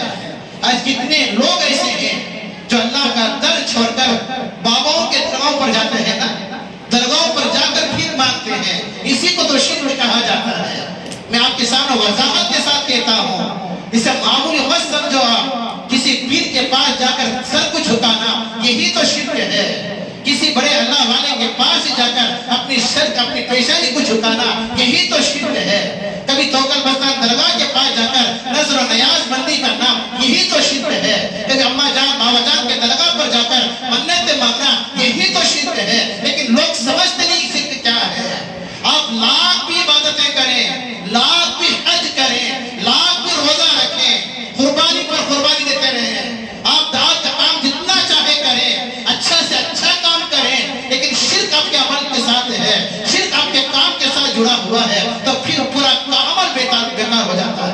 یہ سارے عمل بیکار ہو جاتے ہیں۔ اس لیے قرآن ایک اصول بتاتا ہے، قرآن ایک اصول بتاتا ہے کہ اپنے اعمال کو برباد مت کرو۔ پھر قرآن آگے کہتا ہے کہ شرک کی وجہ سے سارے اعمال بیکار ہو جاتے ہیں۔ اب آج کل بچوں کے اندر ایک ہوا چلی ہے، کیا کہ بچوں کو اماں آ جاتی ہے نا، بچوں کو اماں آ جاتی ہے، بدن پر پھنسے نکل آتی ہیں۔ یہ گرمی کی وجہ سے ہوتا ہے، لیکن اس کا علاج بھی ہے۔ اللہ کے نبی نے فرمایا لِكُلِّ دَاءٍ دَوَاءٌ، کوئی بیماری ایسی نہیں جس کا علاج نہ ہو۔ دیر سے صحیح لیکن علاج ہے، دیر سے صحیح لیکن علاج ہے۔ اب کسی اچھے سے اچھے ڈاکٹر کے پاس دکھائیں یا کسی اچھی جگہ پر دکھائیں، علاج تو ہو جائے گا۔ لیکن آج کل ایک بات معلوم ہوئی کہ اوپر جو کالج ہے، کالج کے سامنے جو بس اسٹاپ ہے، بس اسٹاپ کے پاس جو دیوال ہے، ہماری مسلمان عورتیں وہاں دیوال پر جا کر تعویذ لے کر آ رہی ہیں۔ یہ شرک نہیں تو اور کیا ہے؟ یہ شرک نہیں تو اور کیا ہے؟ اب تک ہم سنا کرتے تھے کہ مارکیٹ کے پاس میسر روڈ پر عورتیں جا رہے ہیں، یا فلاں جو ہے پیچھے جو دیوال ہے وہاں پر جا رہے ہیں، لیکن یہ یہاں تک آ گئے کہ اب اوپر بھی جانے والے بن گئے۔ غلطی ان لوگوں کی نہیں ہے، غلطی ان پوجاریوں کی نہیں ہے، کھڑے ہو کر پیشاب کرنے والے ان کی غلطی نہیں ہے۔ 360 خداؤں کے سامنے اپنے سر کو جھکانے والے، دیوال کے اپنے بتوں کے سامنے پوجا کرنے والے، ان کی غلطی نہیں ہے۔ غلطی تو ہم عورتوں کی غلطی ہے، عورتوں کی غلطی ہے کہ عورتوں کو کس نے اجازت دی وہاں جانے کی؟ کہ آپ مرد ماری اتنا بے غیرت ہو گئے، اتنے بے شرم ہو گئے کہ عورتیں آپ کے رہتے وہاں جا رہے ہیں۔ کہ شرم نہیں آتی آپ لوگوں کو؟ آپ میری بات سے بیزار مت ہوئیے، لیکن ابھی آج کی تازہ خبر ہے، آج ہی مجھے اطلاع ملی ہے کہ عورتیں وہاں پر جا کر ہندوؤں کے سامنے، جن کو طریقہ کھڑ کر پیشاب کرنے نہیں آتا، جن کو کھڑ کر پیشاب کرنے کا طریقہ نہیں آتا، وضو کا طریقہ جن کو نہیں آتا، مسلمان کیا چیز ہے معلوم نہیں ہے، اس نے جنابت کیا چیز ہے کو معلوم نہیں ہے، ایسے لوگوں کے سامنے جا کر ہماری مسلمان عورتیں برقع پہن کر جا کر عورتیں تعویذ لے کر آ رہے ہیں۔ کیا بھی بچے کو اماں کی بابا، اماں کی بات بابا کہاں سے ہے؟ شرم نہیں آتی عورتوں کو؟ اس سے زیادہ تو آپ بے غیرت ہیں، آپ بے شرم ہیں جو عورتوں کو وہاں پر بھیجتے ہیں۔ آپ کی بیوی وہاں پر جا رہی ہے، اب تالی بجا کر داخل دکھاؤ ہے۔ شرم نہیں ہے کہ ڈوب پر مت رہا، بے وقوف کی طرح ہم لوگ زندگی گزار رہے ہیں۔ آج اگر عورتوں کو ہم نہیں روکیں گے پھر کون روکنے والا ہے؟ پہلے ہم سنتے تھے کہ میسور کے پاس دیوال ہے، وہ تو مشہور دیوال ہے، تقریباً 4 بجے سے عورتوں کی لائن لگتی ہے، وہاں پر جایا کرتی تھی، لیکن اب جاتے جاتے یہاں پر بھی جانے والے بن گئے۔ کتنی بے غیرتی کی باتیں ہیں، بے شرمی کی باتیں ہیں کہ ہماری مسلمان عورتیں، اللہ کا شکر ادا کرو کہ ہماری مسجد میں غیر خون کی عورتیں آتی ہیں، ہے نا؟ غیر خون کی عورتیں اپنے بچوں کو لے کر آتی ہیں۔ حضرت مولوی صاحب دب کرو، تعویذ دو، ان کو اتنا بھروسہ ہے ہماری تلاوت پر، اتنا بھروسہ ہے ہماری نماز پر، اتنا بھروسہ ہے ہماری داڑھی پر، اتنا بھروسہ ہے ہمارے جبہ پیجامے پر، ایک مسلمان پر اتنا بھروسہ ہے۔ غیر خون کی عورت خود آ کر کہتی ہے کہ میں پوری جگہ گئی کہ میرا بچہ صحیح نہیں ہوا, یہاں آ کر میں آپ کے پاس پانی دم کرا کر جاتی ہوں, میرا بچہ 3 دن سے اچھا ہو گیا. عورت آگے اپنی زبان سے کہتی ہے, لگاتار 15 دن تک عورت آتے گئے, پانی دم کراتے لیتے گئے. لیکن ہماری مسلمان عورت نے اللہ معاف فرمائے, اللہ معاف فرمائے. اور آج کل بازاروں کی بھیڑ لگی ہوئی ہے, آج کل بازاروں کی بھیڑ لگی ہوئی ہے. اور ایک بات آپ کو بتا دوں کہ مسلمان عورتیں مرتد کیوں ہو رہے ہیں, اپنے ایمان کیوں بیچ رہے ہیں, غیروں کے ساتھ کیوں بھاگ رہے ہیں, غیروں کے ساتھ نکاحیں کیوں کر رہے ہیں. RSS کی ایک جماعت مستقل ان کے پیچھے محنت کر رہی ہے, غیروں کی ایک جماعت مستقل پیچھے ان کی محنت کر رہی ہے کہ ہماری مسلمان عورتوں کو جو ہے چکر میں, پیار کے چکر میں پھنسائیں, محبت کی جال میں پھنسائیں, پھر ان کا ایمان کا سودا دے کر ان سے نکاح کریں, اپنے ایمان کھو بیٹھے. مستقل RSS کی لوگوں کی جماعت ہے. حضرت مولانا سجاد نعمانی صاحب دامت برکات ہو, اللہ جزائے خیر عطا فرمائے, پوری امت کی طرف سے اتنی باریک باتیں حضرت جانتے ہیں, اتنی باریک باتیں حضرت جانتے ہیں جتنا کہ آج کا سیاسی آدمی بھی نہیں جانتا. اتنا اللہ نے حضرت کو علم دیا ہے, بہت گہرائی کا علم ہے. آگے کیا ان کی پلانی ہے, آگے حکومت کیا کرنا چاہتے ہیں مسلمانوں کے ساتھ, اگر 2025 میں 26 میں کیا ہونے والا ہے حضرت نے بتا دیا ہے. مسلمانوں پر کیا حالات آنے والے ہیں حضرت نے پیشن کوئی بتا دی ہے. پہلی خبر دی کہ حضرت جانتے ہیں ان کی باریکیوں کو, RSS کے لوگوں کو جانتے ہیں, غیروں کے طریقے کو جانتے ہیں, ان کی کیا پلاننگ ہے حضرت جانتے ہیں. تو مستقل ان لوگوں کی جو جماعت بنی ہوئی ہے, مستقل ان لوگوں کی جماعت بنی ہوئی ہے, ہماری کپڑے میں رہتے ہیں, ہماری طرف اٹھنے بیٹھنا ہوتا ہے. حضرت نے ایک مرتبہ کہا تھا کہ میرے بیان کے اندر, حضرت مولانا سجاد نعمانی صاحب دامت برکات کہا کرتے تھے کہ میرے بیان کے اندر RSS کے لوگ ایسا سامنے بیٹھتے ہیں کہ ایسے الفاظ کہتے ہیں ماشاءاللہ سبحان اللہ الحمدللہ. تو حضرت نے کہا کہ خود ان لوگوں کی ٹریننگ ہوتی ہے, خود ان لوگوں کی ٹریننگ ہوتی ہے جو چالکوسی کرنے کے لیے آتے ہیں, جاسوس بن کر آتے ہیں. تو ایک مستقل جماعت ہے, ٹیم بنائی ہوئی ہے کہ ہمارے مسلمان عورتوں کو اپنے پیار میں پھنسائیں, محبت کا دعویٰ دے کر ان سے نکاح کریں. اور آج ہو رہا ہے ایسا, مرتد ہو رہے ہیں ہمارے مسلمان بیٹے بچے. کون اس کی حفاظت کرے گا, کون ہے اس کا ذمہ دار, ہمارے مسلمان بیٹے بچوں کا کون ہے ذمہ دار.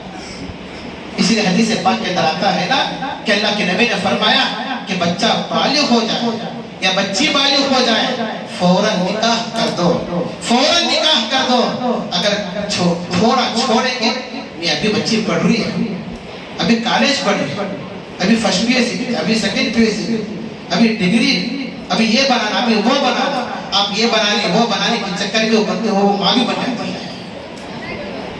اب یہ بنانے وہ بنانے کے چکر میں ماں بھی بن رہی ہے, لیکن آپ لوگوں کو اس کا احساس نہیں ہے. حالات ایسے چل رہے ہیں, اخبار آپ دیکھیں, آپ نیوز آپ کے سامنے ہے, اخبار آپ کے سامنے ہے, کہ آپ اتنا نہیں جانتے, اتنا بے وقوف بن کر بیٹھ رہے ہیں.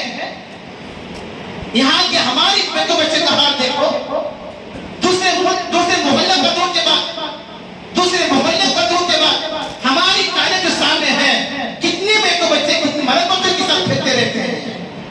بے شرم ہے, لیکن کون روکنے والا ہے, کون روکنے والا ہے. کیا بات کو اس کا احساس نہیں, بھائی کوئی احساس نہیں کہ تیری بیٹی غیر کے ساتھ پھر رہی ہے, تیری بہن غیر کے ساتھ پھر رہی ہے, پھر بہن بھائی ہو کر کیا فائدہ, باپ بن کر کیا فائدہ. احساس ہی نہیں ہے. کتنے بیٹو بچے ہیں, کتنے بیٹو بچے ہیں, اللہ معاف فرمائے, جو غیر بچوں کے ساتھ پھرتے رہتے ہیں.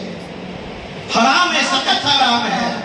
نکاح سے پہلے کسی سے بات کرنا ناجائز, علماء نے حرام نکاح ہے. ایک مسئلہ بتاؤں میں آپ کو, رشتہ ہو گیا, میاں بیوی کا, لڑکا لڑکی کا رشتہ ہو گیا, اب ادھر سے بھی جو ہے پکا ہو گیا, ادھر سے بھی پکا ہو گیا. لیکن اس کے باوجود علماء نے لکھا ہے, اگرچہ کہ لڑکی والوں سے بھی پکا ہو گیا, لڑکے والوں سے بھی پکا ہو گیا, لیکن علماء نے لکھا ہے کہ کہ اس کے باوجود بھی لڑکا لڑکی کو بات کرنا نکاح سے پہلے حرام ہے، ناجائز حرام ہے۔ 2 مہینے نکاح کرنا، نکاح 2 مہینے رہتے ہیں، لیکن نکاح سے پہلے یہ بات چیت باپ خود اجازت دیتا ہے، ماں خود طرفداری کرتی ہے، ساتھ دیتی ہے، ایسا بہت چل رہا ہے۔ بات تو دور کی بات، مولوی صاحب نکاح سے پہلے لے کر پھرتے رہتے ہیں، نکاح سے پہلے لے کر پھرتے، حرام ہے، ناجائز ہے۔ ایک صاحب نکاح سے پہلے لے کر پھرتے گئے، کیا ہونا کر دیے، اب اچانک نکاح سے 1 دن پہلے دونوں کا رشتہ کٹ ہو گیا۔ اب بتاؤ کہ لڑکی کے ساتھ جو کچھ ہوا ہے حرام ہوا نہیں ہوا؟ حرام ہی ہوا ہے نا، حرام ہی ہوا ہے۔ لیکن لوگ اس مسئلے کو، باریک مسئلے کو نہیں سمجھتے۔ ناجائز حرام ہے کہ نکاح سے پہلے بات چیت کرنا۔ تو وَلَا تُبْطِلُوا أَعْمَالَكُمْ، اپنے اعمال برباد مت کرو، شرک مت کرو۔ شرک سب سے بڑا گناہ ہے، شرک سب سے بڑا گناہ ہے۔ کسی دیور کے پاس جا کر تعویذ بنانا شرک ہے، کسی عامل کے پاس جا کر اپنے ہاتھ کی لکیریں دکھانا، یہ بھی عام ہو گیا آج کل۔ ہاتھوں کی لکیر دکھانا، اسے خود معلوم نہیں کہ اس کے ساتھ کیا ہونے والا ہے، وہ آپ کو کیا بتائے گا، وہ آپ کو کیا بتائے گا، اس کی موت کب آتی اسے معلوم نہیں ہے، وہ خود آپ کے ہاتھ کی لکیروں کو دیکھ کر کیا بتائے گا، یہ بھی حرام ہے۔ ہاتھ کی لکیروں کو دیکھ کر معلوم، فال کھلانا،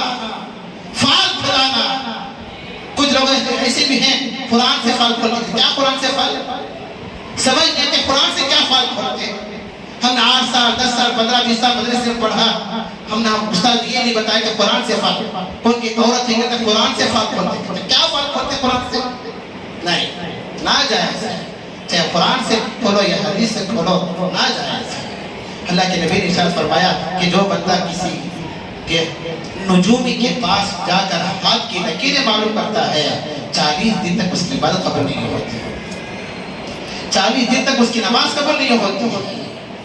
تو سب سے پہلا عمل شرک ہے، شرک سے اللہ حفاظت فرمائے، شرک سے بچو، اللہ تمام اعمال قبول فرمائیں گے۔ اور دوسری چیز اللہ کے نبی نے فرمایا کہ یا ایھا الذین آمنوا لا ترفعوا اصواتکم فوق صوت النبی ولا تجهروا له بالقول كجهر بعضکم لبعض ان تحبط اعمالکم۔ اللہ کے نبی علیہ السلام کے سامنے اپنے آواز کو بلند مت کرو، اللہ کے نبی کے سامنے اپنے آواز کو بلند مت کرو، اونچا مت کرو۔ اللہ کے نبی نے فرمایا کہ جو بندہ اللہ کے نبی کے سامنے اپنے آواز کو بلند کرتا ہے، نہ اونچا کرتا ہے، تو اللہ کے نبی نے فرمایا کہ اس کے اعمال پورے بیکار ہو جاتے ہیں، برباد ہو جاتے ہیں۔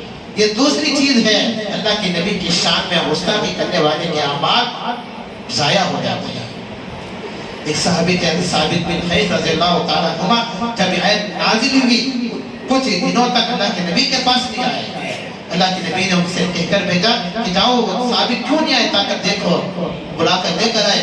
انہوں نے کہا کہ یا رسول اللہ، میرے اندر فطری چیز ہے کہ میری آواز خود بخود بلند ہو جاتی ہے، آپ کے رہتے ہوئے آپ کے سامنے آواز بلند ہو جائے، اس میں بھی اسے برداشت نہیں کر سکتا۔ تو اللہ کے نبی نے فرمایا کہ اس کے حکم میں تم نہیں ہو، لستا منہم، اس میں تم نہیں ہو، وہ لوگ اس میں شامل ہیں جو میری شان میں گستاخی کرتے ہیں، میری شان میں گستاخی کرتے ہیں۔ تو اللہ کے نبی نے فرمایا کہ اللہ کے نبی کی شان میں گستاخی کرنے والے کے اعمال برباد ہو جاتے ہیں۔ دوسری چیز، تیسری چیز اللہ کے نبی نے علماء لکھتے ہیں کہ گناہ، انسان اگر گناہوں سے نہیں بچتا، چاہے صغیرہ گناہ ہو یا کبیرہ گناہ ہو، اگر گناہوں سے نہیں بچتا تو پھر اس کے تمام اعمال بیکار ہو جاتے ہیں۔ 3 چیزیں ہیں، ایک تو شرک سے بچنا، اگر کوئی بندہ شرک سے نہیں بچتا تو پھر اس کے اعمال بیکار۔ اللہ کے نبی کی شان میں گستاخی سے بچنا، اگر کوئی اللہ کے نبی کی شان میں گستاخی کرتا ہے تو پھر سارے اعمال بیکار ہو جاتے ہیں۔ پھر تیسری چیز گناہوں سے بچنا ہے۔ انسان صبح سے لے کر شام تک گناہ کرتے رہتا ہے، اور سب سے بڑا گناہ اللہ کے یہاں شرک ہے۔ ماں باپ کی نافرمانی کرنا یہ بھی تو بڑا گناہ ہے، بیوی کا حق ادا نہیں کرنا یہ بھی تو بڑا گناہ ہے، بچوں کا حق ادا نہیں کرنا یہ بھی تو بڑا گناہ ہے، پڑوسیوں کا حق ادا نہیں کرنا یہ بھی تو گناہ ہے۔ لیکن لوگ اسے گناہ نہیں سمجھتے، حالانکہ نماز ہی ہے، 5 وقت کی نمازی ہیں، صف اولا کے پابند ہیں، پہلی تکبیر اولا کے پابند ہیں، لیکن یہ سارے کام کر رہے ہیں، یہ سارے کام کر رہے ہیں، دھوکہ بھی دے رہے ہیں، باہر جا کر جھوٹ بھی بول رہے ہیں، ادھر کی بات ادھر چغل خوری بھی کر رہے ہیں، لیکن اسے گناہ نہیں سمجھتے. یہ بھی تو گناہ ہے. صرف نماز پڑھنا کمال نہیں ہے، صرف روزہ رکھنا کمال نہیں ہے، زکوٰۃ دینا کمال نہیں ہے، حج کرنا کمال نہیں ہے. یہ تو ہے اپنے اعمال اپنی جگہ پر، لیکن اس کے ساتھ ساتھ ہر گناہ سے بچنا، ہر گناہ سے بچنا، یہ اصل کمال ہے. اگر کسی کا حق ہے ادا کر دو، ورنہ پھر اللہ کے یہاں پکڑ ہوگی. اگر نہیں ادا کرے تو یہ بھی سب سے بڑا گناہ ہے نا، سب سے بڑا گناہ ہے. لیکن لوگ اسے گناہ نہیں سمجھتے. بیوی کا حق ادا کرنا سب سے بڑی چیز ہے، اگر ادا نہیں کی تو سب سے بڑا گناہ ہے، لیکن لوگ اسے گناہ نہیں سمجھتے. بچوں کا حق ادا کرنا، رشتہ داروں کا حق ادا کرنا، اپنوں کا غیروں کا حق ادا کرنا، لیکن لوگ اسے معمولی سمجھتے ہیں. لوگ سمجھتے ہیں کہ ہم نماز پڑھیے تو بہت بڑے کمال، روزہ رکھیے تو بہت بڑے کمال، قرآن کے اندر تراویح میں قرآن سنیے تو بہت بڑے کمال. باہر جو چاہے کرتے رہو، جیسا چاہے کرتے رہو، دھوکہ بھی دیتے رہو، جھوٹ بھی بولتے رہو، گناہ بھی کرتے رہو، لیکن اندر یہ باہر ہو جیسا چاہے کر رہے ہیں. یہی تو گناہ ہے، یہی تو گناہ ہے. تو اللہ کے نبی نے فرمایا کہ انسان جب تک گناہوں سے نہیں بچتا، انسان جب تک گناہوں سے نہیں بچتا تو پھر اس کے نیک اعمال بھی بیکار ہو جاتے ہیں، نیک اعمال بھی بیکار ہو جاتے ہیں. تو انسان گناہوں سے بچنا ہے. رمضان کا مہینہ آتا اسی لیے ہے، شب قدر کی راتیں اس لیے آتے ہیں، طاق راتیں اس لیے آتے ہیں. آج انسان ہے نا، بہت 2-3 باتیں اپنے سامنے عرض کروں کہ لوگ ایسے ایسے کام کرتے ہیں، نماز بھی پڑھتے ہیں، سب کچھ کرتے ہیں، لیکن جو باپ داداؤں کے زمانے سے جو کام کر رہے ہیں نا، وہ کبھی نہیں چھوڑتے، وہ کبھی نہیں چھوڑتے. یہی تو اصل چھوڑنا ہے، یہی تو اصل چھوڑنا ہے. باپ داداؤں کے زمانے سے جو کام چل رہا ہے نا، لوگ اسے نہیں چھوڑتے. شادی ہونے کے بعد جو ہے 7واں سال ہے نا، ابھی ڈیلیوری نہیں ہوئی، ڈیلیوری سے پہلے 7 مہینے 7واں سال گھر والے کرنا، لڑکی والے کرنا نہیں کرے. یہ کہاں سے ثابت ہے؟ لوگ سدھرتے ہی نہیں ہیں، لوگ سدھرتے ہی نہیں ہیں. 7واں سال کرو، 9واں سال کرو، یہ کرو وہ کرو. یہ دیوار ایسا بنا لیے لوگ کہ اللہ معاف فرمائے، اللہ ہم سب کی حفاظت فرمائے. نہیں، یہ اصل چھوڑنا ہے، یہ اصل چھوڑ. آپ لاکھ بھی نمازیں پڑھو، چہرے پر آپ لاکھ بھی داڑھی رکھو، لوگ آپ کو فلاں صاحب، یہ صاحب، وہ صاحب، غریب صاحب، عامر صاحب، لوگ لاکھ بھی کہیں گے، لیکن یہ کام نہیں چھوڑیں گے نا، یہ کام نہیں چھوڑیں گے تو اللہ کے نزدیک میں، اللہ کے نزدیک آپ کا کوئی حیثیت نہیں ہے، کوئی حیثیت نہیں ہے. پھر بھی دیکھیں تو بڑے نمازی، بڑے نمازی، چہرے پر یہ ہے وہ ہے، صف اولا کے پابند ہیں، لیکن باہر جانے کے بعد ہر وہ کام کرتے ہیں جو باپ داداؤں کے زمانے سے چل رہا ہے. 7واں سال کرنا، بچی بالغ ہو گئی تو دعوت کرنا، یہ سب سے بڑا گناہ ہے. کس نے کہا کہ بھی بچی بالغ ہو گئی دعوت کرو، پورے محلے کو دعوت دو؟ کیا بھی بچی بیٹھی کرتی، اس سے پہلے بچی نہیں بیٹھی، بچی بیٹھ گئی کرتی، اس سے پہلے بچی نہیں بیٹھی. بچی پھولا پینا کرتی، اس سے پہلے نہیں پینا. ایسے ایسے لوگ کام کرتے ہیں نا. 7واں سال کرنا، بچی کو بٹھانا، اور بھی اللہ معاف فرمائے، اللہ معاف فرمائے. کچھ لوگ ایسے بھی ہیں قیامت کے دن اللہ کو جواب دینا پڑے گا. خدا کی قسم کھا کر کہتا ہوں، اللہ کو جواب دینا پڑے گا. کچھ لوگ ایسے ہیں اگر بچی بالغ ہو گئی تو 7 دن تک روزانہ کھانا کھلاتے رہنا، بچی کو دعوت، بچی کو کھلاتے رہنا، بچی کے گھر والوں کو کھلاتے رہنا. یہ کیسا رواج ہے، کیسا رواج ہے. حدیث پاک کے اندر آتا ہے کہ اللہ کے نبی علیہ السلام نے ارشاد فرمایا، حجۃ الوداع کے موقع پر اللہ کے نبی نے فرمایا کہ آج کے اللہ تبارک و تعالیٰ نے آج دین کو مکمل کر دیا ہے، آج دین کو مکمل کر دیا ہے. اور آج کے بعد جتنے رسومات تھے، جتنے بدعات ہیں، ان تمام رسومات کو میں اپنے پیروں تلے رول دیتا ہوں. اللہ کے نبی نے آج سے 1400 سال پہلے تمام رسم و رواج کو اپنے پیروں تلے رول دیے ہیں، لیکن پھر بھی روز کر رہے ہیں، پھر بھی لوگ کر رہے ہیں.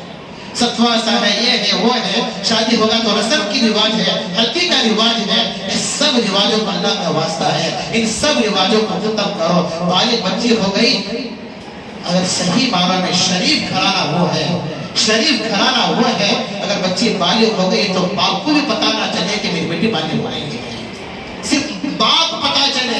یہ اکابر کے گھرانے تھے، یہ اکابر کے گھرانے تھے۔ چند سال کے بعد بچی بالغ ہونے کے کئی دنوں کے بعد ماں کہتی والد سے، آپ کو پتہ بھی ہے، آپ کو پتہ بھی ہے کہ بچی بڑی ہو گئی ہے، رشتہ تلاش کرو۔ اس طرح کے الفاظ ہوتے تھے۔ باپ کو بھی پتہ نہیں چلتا تھا کہ میری بیٹی بڑی ہو گئی ہے۔ آج باپ کو تو دور کے بعد پورے محلے والوں کو معلوم ہو جاتا ہے۔ دعوت کر کر یہ بتانا چاہتے ہیں نا، دعوت کر کر ہم لوگ یہ بتانا چاہتے ہیں کہ دیکھو آج تک میری بیٹی چھوٹی تھی، چھوٹی ہونے کی وجہ سے تم نہیں دیکھ سکتے تھے، آج میری بیٹی بڑی ہو گئی، پورے دیکھو۔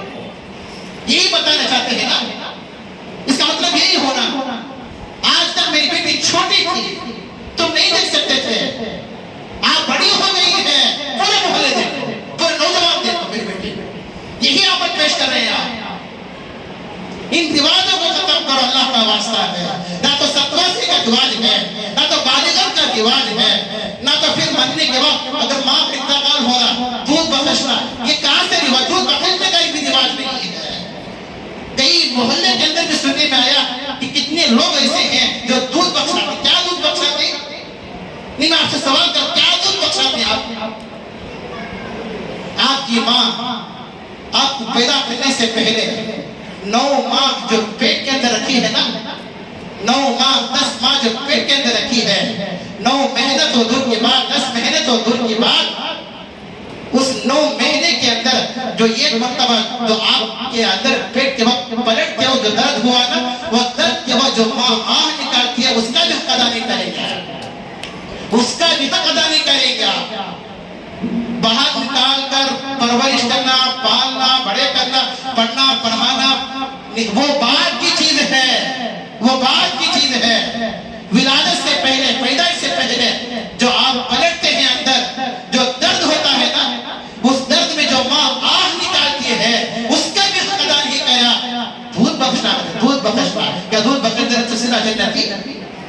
پوری زندگی ماں کو ستا ہے، پوری زندگی ماں کو نہیں دیکھے، ماں تڑپ رہی ہے، ماں کو نہیں دیکھے، دوائی کی ضرورت ہے، ماں کو نہیں دیکھے، گولے کی ضرورت ہے، ماں کو نہیں دیکھے، پیسوں کی ضرورت ہے، ماں نہیں دیکھے، ماں کو نہیں دیکھے، مسجد کے سامنے بھیک مانگ رہی ہے، ماں یاد نہیں آئی، محلے میں گھروں میں جا کر بھیک مانگ رہی ہے، ماں یاد نہیں آئی، مرتے وقت ماں یاد آئی۔ دودھ بخشنا کہتا ہے، دودھ بخشنا اس کا جنت، یہ رواج ہے اللہ کا واسطہ، اللہ کا واسطہ دے کر کے کہتا ہوں، ان رواجوں کو ختم کرو۔ ان رواجوں کا رواج نہ تو قرآن میں ہے، نہ تو حدیث میں ہے، 10واں 20واں 40واں 30واں نہیں، ان رواجوں کو ختم کرو۔ اسی کا نام تو اصل دین ہے، اسی کا نام تو اصل دین ہے۔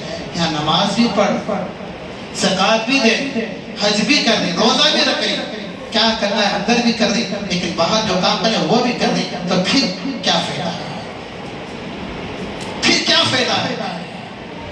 اللہ ہم سب کی حفاظت فرمائے۔ یہی تو گناہ ہے، یہی تو اصل گناہ ہے۔ تو آج کی رات میں عرض یہ کر رہا تھا کہ آج کی رات شب قدر ہے، اللہ تبارک و تعالیٰ سے معافی مانگنے کی رات ہے۔ حدیث پاک کے اندر آتا ہے کہ اللہ کے رسول نے ارشاد فرمایا کہ آج کی رات اگر کوئی بندہ جاگ کر عبادت کرتا ہے، جاگ کر عبادت کرتا ہے، 80 کو 3 سال 4 مہینے عبادت کرنے کا ثواب ہوتا ہے۔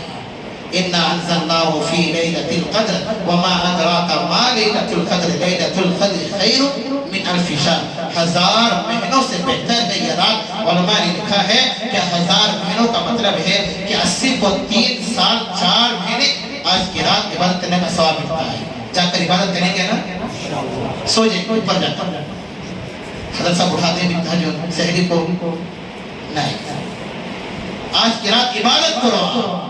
اگر کچھ بھی نہیں ہو سکتا ہے نا، کونے میں بیٹھ جاؤ، اللہ اللہ بول کر کم از کم 2 رکعت تہجد تو بھی پڑھو، پڑھیں گے نا انشاءاللہ۔ کیونکہ حدیث پاک کے اندر آتا ہے کہ 80 کو 3 سال 4 مہینے عبادت کا ثواب ملتا ہے اگر آج کی رات. لیکن حدیث پاک کے اندر یہ بھی آتا ہے کہ اگر کوئی بندہ آج کی رات محرومی کے ساتھ گزار دیا تو حقیقتاً وہی محروم ہے، سب سے بڑا محروم ہے. حضرت جبرائیل علیہ السلام آج کی رات جو ہے مغرب سے آنا شروع کر دیتے ہیں. حدیث پاک کے اندر آتا ہے کہ اللہ کے عرش کے نیچے سے ایک جگہ ہے، وہاں سے حضرت جبرائیل 70,000 فرشتوں کو لے کر زمین پر اتارتے ہیں. 70,000 فرشتوں کو لے کر زمین پر اتارتے ہیں. پھر حدیث کے اندر آتا ہے کہ ان کے پاس کچھ نور کی جھنڈیاں ہوتی ہیں. ان کچھ جھنڈوں کو اللہ تبارک یہ اللہ کے فرشتے کعبۃ اللہ کے سامنے کچھ گاڑ دیتے ہیں. پھر وہی کچھ جھنڈیاں لے کر جا کر اللہ کے نبی کے روضہ اقدس میں مدینہ المنورہ میں کچھ گاڑ دیتے ہیں. پھر قبلہ اول جو مسلمانوں کا پہلا قبلہ ہے مسجد اقصی، وہاں پر کچھ گاڑ دیتے ہیں. پھر اللہ رکوع طور پر جہاں پر موسیٰ علیہ السلام نے اللہ سے بات کی تھی وہاں پر کچھ گاڑ دیتے ہیں. پھر جبرائیل علیہ السلام فرشتوں سے کہتے ہیں کہ جاؤ، پھیر جاؤ. چاروں طرف فرشتے پھیر جاتے ہیں، چاروں طرف پھیلے ہوئے ہیں. اب یہاں پر بھی فرشتے ہیں، یہاں پر بھی فرشتے ہیں. آپ کو یقین آئے یا نہ آئے، لیکن اللہ کے نبی کی حدیث پر آپ کو اعتماد کرنا پڑے گا. انکار اگر کر دیے تو پھر اپنا ایمان چلے جائے گا، ایمان خطرے میں پڑ جائے گا. حدیث پاک کہتی ہے، حدیث رسول کہتی ہے کہ اللہ کے نبی نے فرمایا کہ جبرائیل کے کہنے پر فرشتے چاروں طرف پھیل جاتے ہیں. ہر دعا کرنے والے کی دعا پر آمین کہتے ہیں. اگر کوئی بندہ رکوع کرتا ہے اللہ سے کہتے ہیں کہ اللہ اس کے رکوع کو قبول فرما. سجدہ کرتا ہے کہتے ہیں کہ اللہ اس کے سجدے کو قبول فرما. اگر کوئی قیام کرتا ہے تو اللہ پر کہتے ہیں کہ اللہ اس کے قیام کو قبول فرما. یہ عمل صبح تک چلتا ہے. پھر فرشتے جب صبح عمل ہوتا ہے سلام ہی حتی مطلع الفجر، صبح تک یہی عمل رہتا ہے. جب فجر کی نماز ہوتی ہے تو حضرت جبرائیل کہتے ہیں کہ چلو اب چلے، ہمارا کام ہو گیا، ہمارا کام ہو گیا، چلو. تو فرشتے کہتے ہیں، فرشتے جبرائیل سے سوال کرتے ہیں کہ اے جبرائیل، اے امیر صاحب، آپ اللہ تبارک و تعالیٰ نے آج کے دن آج کی رات میں فرشتوں بندوں کے ساتھ کیا معاملہ فرمایا؟ تو اللہ تبارک و فرشتے جبرائیل کہتے ہیں کہ اللہ تبارک و تعالیٰ نے ان کے اعمال کی برکت سے، ان کے روزہ اور تراویح کی برکت سے، قرآن پاک کے سننے اور سنانے کی برکت سے اللہ تبارک و تعالیٰ نے ان کے گناہ کو معاف فرما دیا اور ان کی مغفرت فرما دی. تو آج مغفرت والی رات ہے، گناہوں سے معافی مانگنے کی رات ہے. حدیث پاک کے اندر آتا ہے حضرت مولانا مفتی شعیب اللہ خان صاحب دامت برکاتہم جو وقت کے ولی ہیں، وقت کے بہت بڑے ولی ہیں. میں آپ کو بتاؤں حضرت کے بارے میں درمیان میں بات آ گئی کہ حضرت میرے استاد ہیں. میں حضرت کے مدرسے میں مفتی کورس کیا ہے، افتاء میں حضرت ہی کے مدرسے میں نے کیا ہے. حضرت اتنے بڑے ولی ہیں کہ حضرت بالغ ہونے کے بعد سے لے کر آج حضرت تاجر نہیں چھوٹی تھی. ایسی بھی اللہ والے آج دنیا کے اندر موجود ہیں، ایسی بھی اللہ والے آج دنیا کے اندر موجود ہیں. تو حضرت اپنی کتاب کے اندر لکھتے ہیں کہ فرشتے تمام جگہ پر پہنچ جاتے ہیں، لیکن کچھ جگہ ایسی بھی ہیں جہاں فرشتے نہیں جاتے. صحابہ نے پوچھا کہ یا رسول اللہ صلی اللہ علیہ وسلم وہ کون سی جگہ ہے جہاں فرشتے نہیں جاتے؟ تو پھر اللہ کے نبی نے بتایا کہ جس گھر میں کتا ہو یا تصویر ہو یا خنزیر ہو اس گھر میں آج کے دن فرشتے نہیں جاتے. کتا ہے سو گھر میں، تصویریں ہیں سو گھر میں، خنزیر ہے سو گھر میں. شراب ہو یا شرابی آدمی ہو، زانی ہو، زنا کر کے ناپاک آدمی گھر کے اندر پڑا ہے، فرشتے نہیں جاتے. یہ کی وجہ سے پورا گھر محروم ہو جاتا ہے. شراب یہ پیتا ہے پورا گھر محروم، فوٹو یہ پکڑتا ہے پورا گھر محروم، کتا یہ کرتا ہے پورا گھر محروم. اللہ ہم سب کی حفاظت فرمائے. آج گھروں کے اندر موبائل میں تو ہوتے ہی ہیں، ضرورت پر علماء نے اجازت دی ہے فوٹو پکڑنے کی.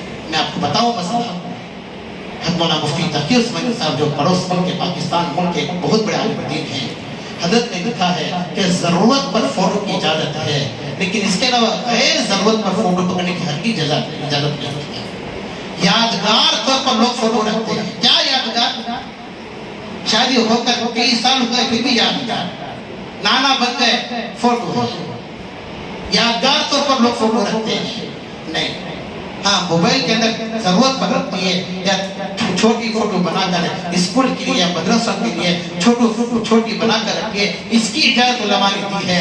लेकिन बाकायदा जो है एक अच्छा सवाल का घरों के अंदर फोटो रखना।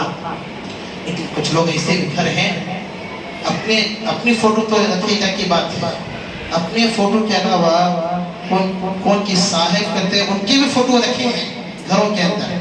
ऐसे भी घर हैं लोग, ऐसे भी घर हैं, अपनी तो फोटो रखते हैं, अलग बात है क्या कि अपनी फोटो रख लिए, दादा के रखे, दादी के रखे, नाना के रखे, नानी के रखे, लेकिन उनके अलावा कौन की बाबा साहब करते उनकी भी रखे हैं, जो कतल जोगल बोगल उनकी फोटो घर के अंदर रखे हैं। ऐसा है घरों के अंदर। एक आपको बताऊं कितना माशरा, इतनी बेदीनी है मोहल्ले के अंदर, इतनी बेदीनी है मोहल्ले के अंदर, इतना खराब माशरा है, इतना खराब माशरा है हमारे मोहल्ले का। मैं आपको बताऊं, ये घर के अंदर फोटो है, घर से बाहर निकलना तो बाबा जाकर बाबा को बरकरार आना पड़ता है, माँ नजर नहीं आती, बाप नजर नहीं आता, बेटा चाचा चिच्चा नजर नहीं आते, बाबा को बरकरार आना पड़ता है। ऐसे भी घर हैं, मैं खुद के अंदर गया, फोटो में खुद मैंने देखा है। क्या रिवाज है मुसलमानों का, कितना बेवकूफ है, कितना माशरा बदल चुका है, कितना बेशर्मी का जमाना है। बयान सुन रहे हैं, उलमा बक बक कर दुनिया से चले जा रहे हैं, लेकिन फिर भी कौम सुधर रही नहीं। बाबा को बोलकर आते हैं, बाबा गया खबर के अंदर, बाबा के साथ क्या होता खुद बाबी को मालूम नहीं है, बाबा के साथ क्या होता खुद इस तिजोरी को मालूम नहीं है, खबर में उसके साथ क्या हो रहा है, फरिश्ते क्या सवाल क्या जवाब कर रहे हैं वो खुद मालूम नहीं है। लेकिन इतनी बड़ी फोटो रखकर लोग इतना अकीदतमंद हैं, लोगों इतने दीवाने हो चुके हैं कि अल्लाह सब की हिफाजत फरमाए। इतना खराब माशरा है, इतनी बेदीनी है, इतनी बेदीनी है। तो इस बेदीनी को दूर करने के लिए तो यही हमारा जो काम चल रहा है ना, या तो दावत और तबलीग में लग जाओ, या तो फिर मदरसे के बच्चों को भेजो, यही रास्ता है, यही एक रास्ता है। या तो दावत और तबलीग के काम में लग जाओ, या फिर बच्चों को मदरसे में भेजो, वरना बेदीनी नस्ल हो जाएगी, बेदीनी नस्ल हो जाएगी। अल्लाह हम सब की हिफाजत फरमाए। तो आज भी रात शब कदर है, बड़ी मुबारक रात है। हज़रत जिब्रील अलैहिस्सलाम फरमाते हैं कि अल्लाह के नबी अलैहिस्सलाम ने इरशाद फरमाया कि अल्लाह तबारक व तआला हज़रत जिब्रील अलैहिस्सलाम तमाम घरों में फरिश्तों को भेज देते हैं, लेकिन ये कुछ घर ऐसे हैं जिनके घरों में फरिश्ते नहीं जाते। अल्लाह हम सब की हिफाजत फरमाए। फिर सुबह जब वापस जाते हैं तो जिब्रील पूछते हैं कि अल्लाह तबारक व तआला ने फरिश्तों के साथ क्या मामला फरमाया। तो फिर जिब्रील अलैहिस्सलाम कहते हैं कि अल्लाह तबारक व तआला ने उन लोगों को ऐसे उनके आमाल की वजह से अल्लाह तबारक व तआला ने ऐसे ऐसे इनामात तैयार करके रखे हैं जिनके कान ना तो सुने होंगे, ना तो ज़बान, ना तो आंखों से देखा होगा, ना तो किसी के दिल पर उसका ख्याल गुजरा होगा। ऐसे नेक अमल का बदला अल्लाह तबारक व तआला क़यामत के दिन ये बंदों को देने वाले हैं। ये रोज़ों का बदला वहाँ पर मिलने वाला है, ये तरावी और ज़कात का बदला वहाँ पर मिलने वाला है। तो बेकार दुआ करें कि कुछ बातें मैंने खुदा के सामने अर्ज़ की, दुआ करें कि हम सबका अमल की तौफीक अता फरमाए।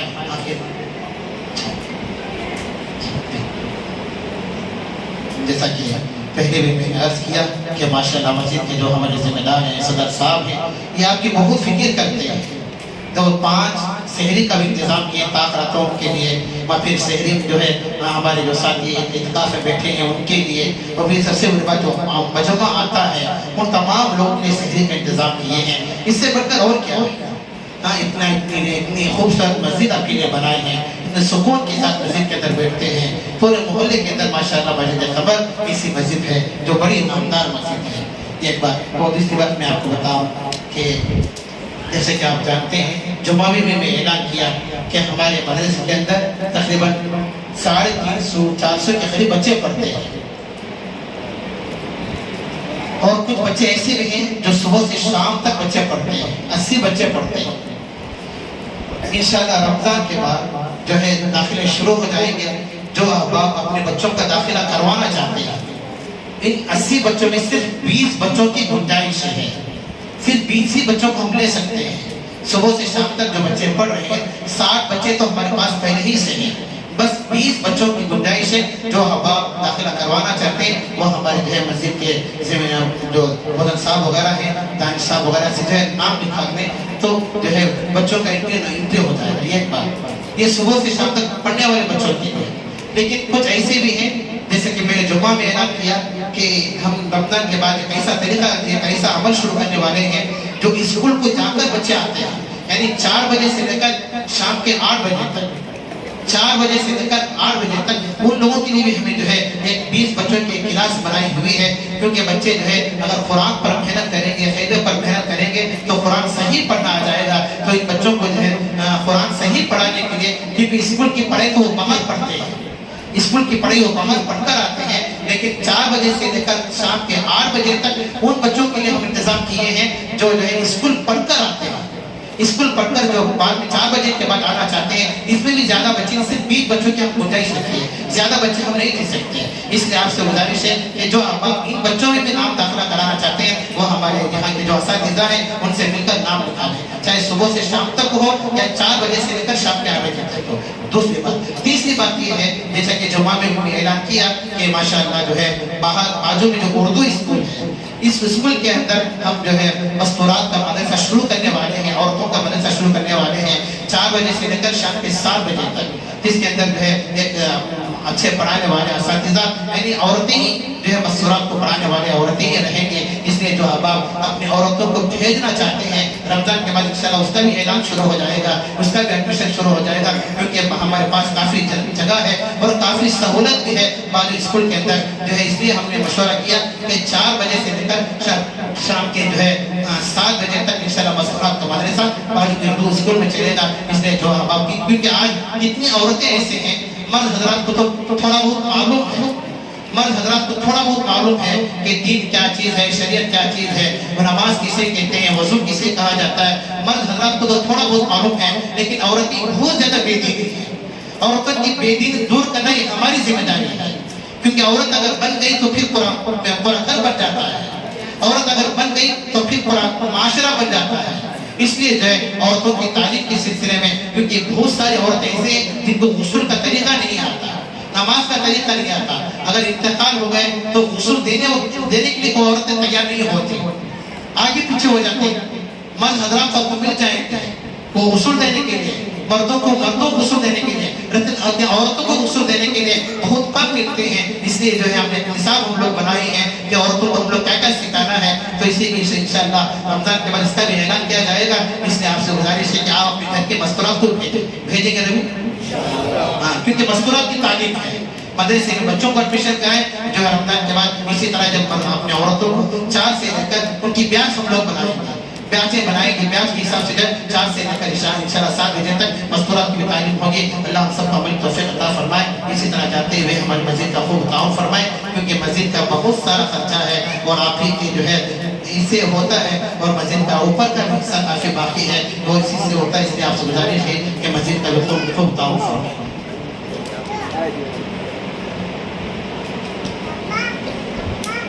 اسی طرح جیسے کہ پہلے بھی اعلان کیا گیا کہ جیسے کہ سحری کا بھی انتظام، بار سحری کا لفظ تو آپ کے سامنے 3 بار بول چکا ہوں، نہیں بولیں ہے نا، سحری کر جائے گا 3-4 بار آپ کے سامنے بول چکا ہوں. سحری میں جو ہے سحری کا انتظام ہے. اسی طرح ذمہ داروں کی طرف سے جو ہے چائے کا انتظام ہے، اور اسی طرح جو ہے دودھ وغیرہ حلیر کا بھی انتظام ہے. جو اس لیے انتظام کر رہے ہیں تاکہ آپ جو ہے باہر نہ پھیلیں، مسجد کے اندر رہیں. اس لیے دعا کے بعد جو ہے اپنی چیزیں اپنی چیزوں سے فارغ ہو کر اور وضو وغیرہ سے فارغ ہو کر پھر اپنے کام میں لگتے ہیں. اللہ ہم سب کا متفق عطا فرمائے.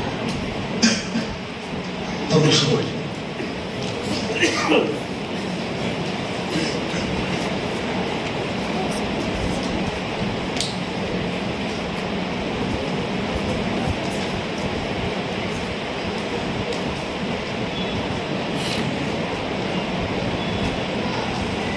تو درخواست ہے. حسنہ بانو ایک عورت ہے، ان کی طبیعت بہت زیادہ خراب ہے. دعا کریں اللہ صحت اور شفا عطا فرمائے. کینسر کے مرض کے اندر مبتلا ہے. اسی طرح جو ہے مرحوم جمیلہ دعا کریں کہ اللہ صحت اور شفا عطا فرمائے، اللہ ان کی مغفرت فرمائے. اور اسی طرح جو ہے حبیب اللہ صاحب دعا کریں کہ اللہ تبارک و تعالیٰ ان کی مغفرت فرمائے، ان کی دعا کو صبر عطا فرمائے. بسم الله الرحمن الرحيم اللهم لك الحمد ولك الشكر يا الله اللهم لك الحمد كله ولك الشكر كله ولك الخير كله ولك الثناء كله بيدك الخير إنك على كل شيء قدير ربنا آتنا في الدنيا حسنة وفي الآخرة حسنة وقنا عذاب النار ربنا لا تجعلنا فتنة للقوم الظالمين ونجنا برحمتك من القوم الكافرين اللهم اهدنا واهد بنا واهد الناس جميعا واجعلنا سببا لمن اهتدى يا رب العالمين اللهم اكفني بحلالك عن حرامك واغنني بفضلك عما سواك اے اللہ ہم سب کے گناہوں کو معاف فرما اے اللہ ہمیشہ گنہگار ہیں سیاہکار ہیں اے اللہ مجرم ہیں اے اللہ ہمارا کے اندھیرے میں دن کے اجالے میں اللہ ہم نے گناہ کیا ہے اے اللہ گناہ کو گناہ سمجھ کر بھی اللہ ہم نے گناہ کیا انجانے میں بھی اللہ ہم نے گناہ کیا ہے اے اللہ تو ہمارے تمام چھوٹے بڑے گناہوں کو معاف فرما اے اللہ ہمارے والدین کے اساتذہ کرام کے دوست احباب کے رشتہ داروں کے چھوٹوں کے بڑوں کے مردوں کے عورتوں کے اے اللہ تمام کے گناہوں کو معاف فرما اے اللہ امت کے حال پر رحم فرما اے اللہ امت کے ساتھ عفو و درگزر کا معاملہ فرما امت کے ساتھ خیر کا معاملہ فرما اے اللہ پریشان حال لوگوں کے پریشانوں کو دور فرما اے اللہ بیماروں کو صحت عطا فرما تندرستی عطا فرما طاقت عطا فرما اے اللہ آج جو بھی جہاں بھی بیمار ہیں تمام کو صحت و شفا عطا فرما اے اللہ تو عافیت والا معاملہ فرما اے اللہ خیر کا معاملہ فرما اے اللہ مسلمان عورتوں کی عزت کے اللہ تو حفاظت فرما مسلمان عورتوں کی ایمان کے اللہ تو حفاظت فرما اے اللہ غیروں کے جال میں پھنسنے سے اللہ پوری حفاظت فرما اے اللہ تیرے نبی نے فرمایا کہ آخر زمانے میں کیسی امت پیدا ہو آخر میں کیسا زمانہ آئے گا کہ ایمان بچانا مشکل ہو جائے گا اے اللہ آج یہی زمانہ چل رہا ہے کہ اللہ ایمان کو بچانا مشکل ہے اے اللہ چاروں طرف سے ایمان پر حملے ہو رہے ہیں اے اللہ چاروں طرف سے ایمان پر ڈاکے ہو رہے ہیں اے اللہ ایمان کا خطرہ ہے اے اللہ تو ہم سب کی ایمان کی حفاظت فرما اے اللہ ہم سب کی ایمان کی حفاظت فرما اے اللہ کلمے والی موت نصیب فرما اے اللہ کلمے والی موت نصیب فرما اے اللہ تیرے نبی نے فرمایا کہ یہ زمانہ ایسا آئے گا کہ لوگ کریں گے صبح ایمان کی حالت میں شام ہوتے ہوتے کافر ہو جائیں گے شام کریں گے ایمان کی حالت میں صبح ہوتے ہوتے کافر ہو جائیں گے اور اپنے ایمان کو دنیا کی سامان کے خاطر اپنے ایمان کو بیچ دیں گے اے اللہ یہی زمانہ آج چل رہا ہے اے اللہ ہم سب کی حفاظت فرما اے اللہ ہماری ایمان کی حفاظت فرما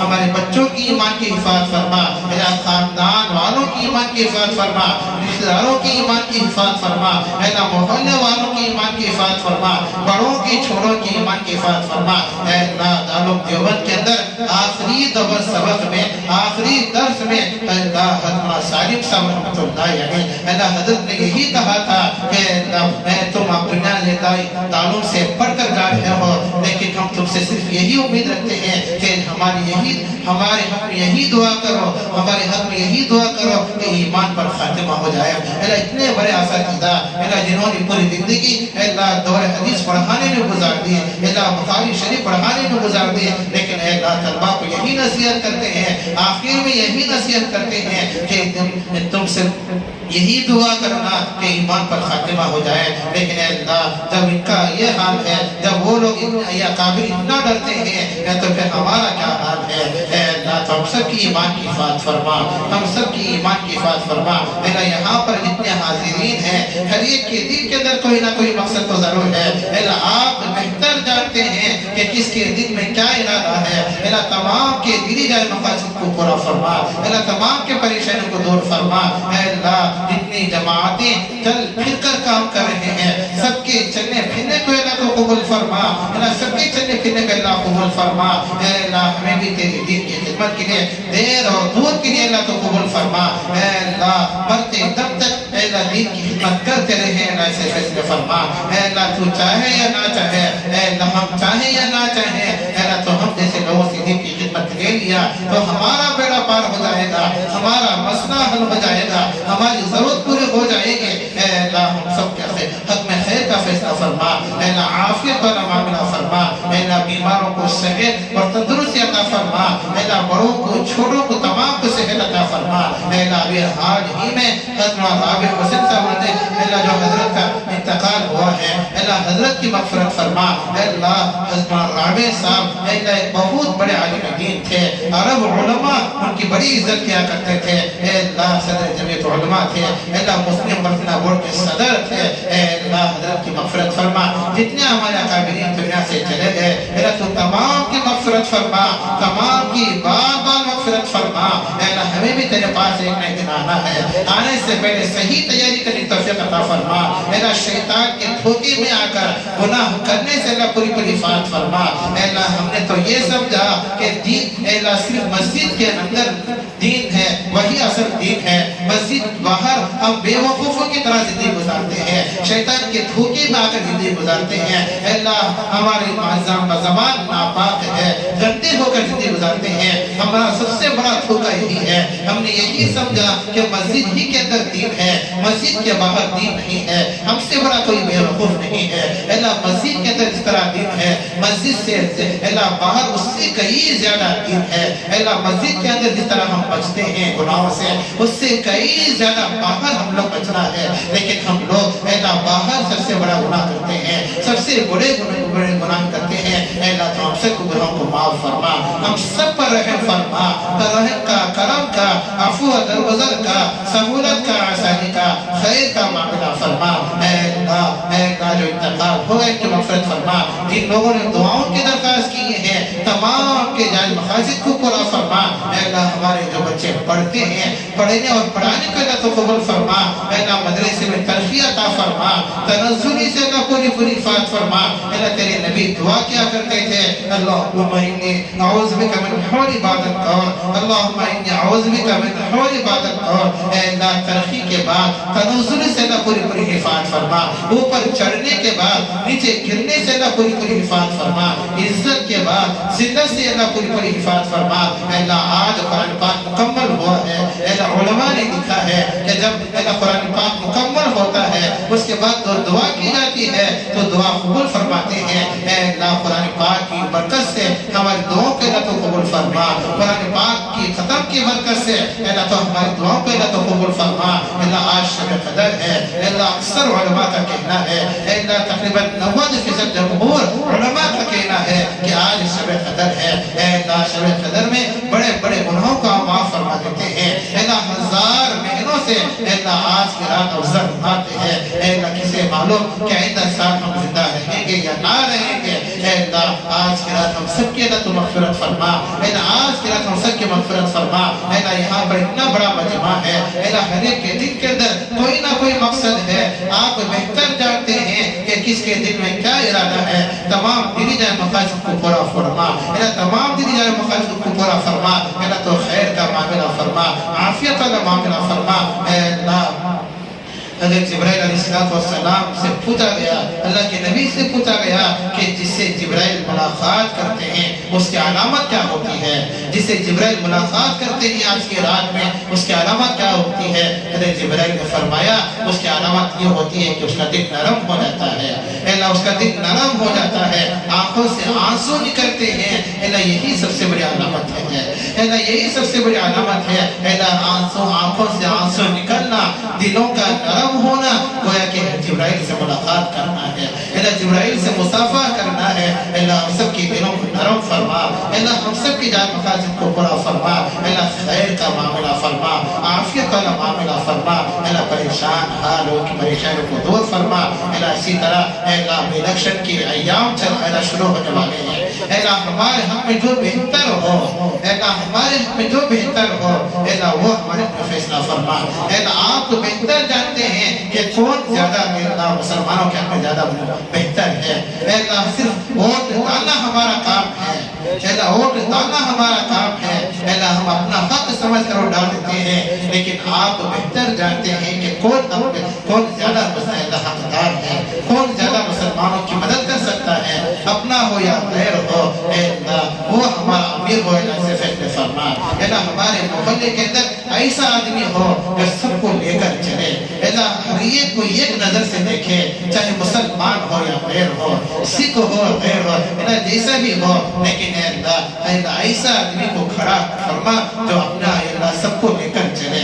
ایسے آدمی کا ہم انتخاب چاہتے ہیں۔ اے اللہ الیکشن کے ایام قریب ہیں، اے اللہ الیکشن کے ایام قریب ہیں، کہیں ایسا نہ ہو کہ ووٹ ڈالنے کے بعد نقصان اٹھانا پڑے، اے اللہ نقصان اٹھانا پڑے، ہماری مسجدوں کو خطرہ آ جائے، ہمارے مدارس کو خطرہ آ جائے، اے اللہ ہمارے مسلمان عورتوں کو خطرہ آ جائے، ہمارے مسلمانوں کے داڑھیوں پر خطرہ آ جائے، مسلمانوں کے لباس پر خطرہ آ جائے، کہ ایسا نہ ہو کہ ہم اے اللہ زندے اللہ ڈر کر زندگی گزاریں۔ اے اللہ اس سے پوری حفاظت فرما، ایسا رہبر ہو، اے اللہ ایسا بڑا ہو، ایسا بڑا آدمی ہمارے منتخب ہو جو ہمارے حق میں بہتر ہو۔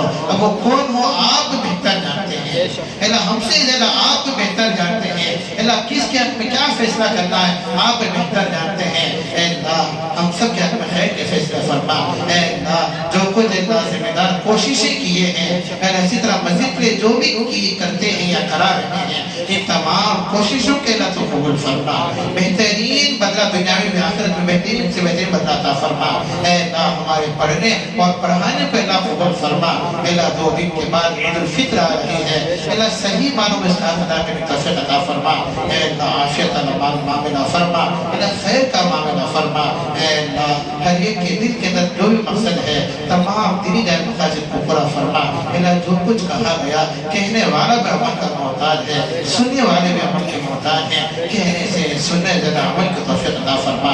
اے اللہ ہم تو اپنی حساب کے مطابق مانگا ہے تو اپنی شان کے مطابق عطا فرما۔ جزا اللہ محمد اللہ صلی اللہ علیہ وسلم، الحمدللہ رب العالمین۔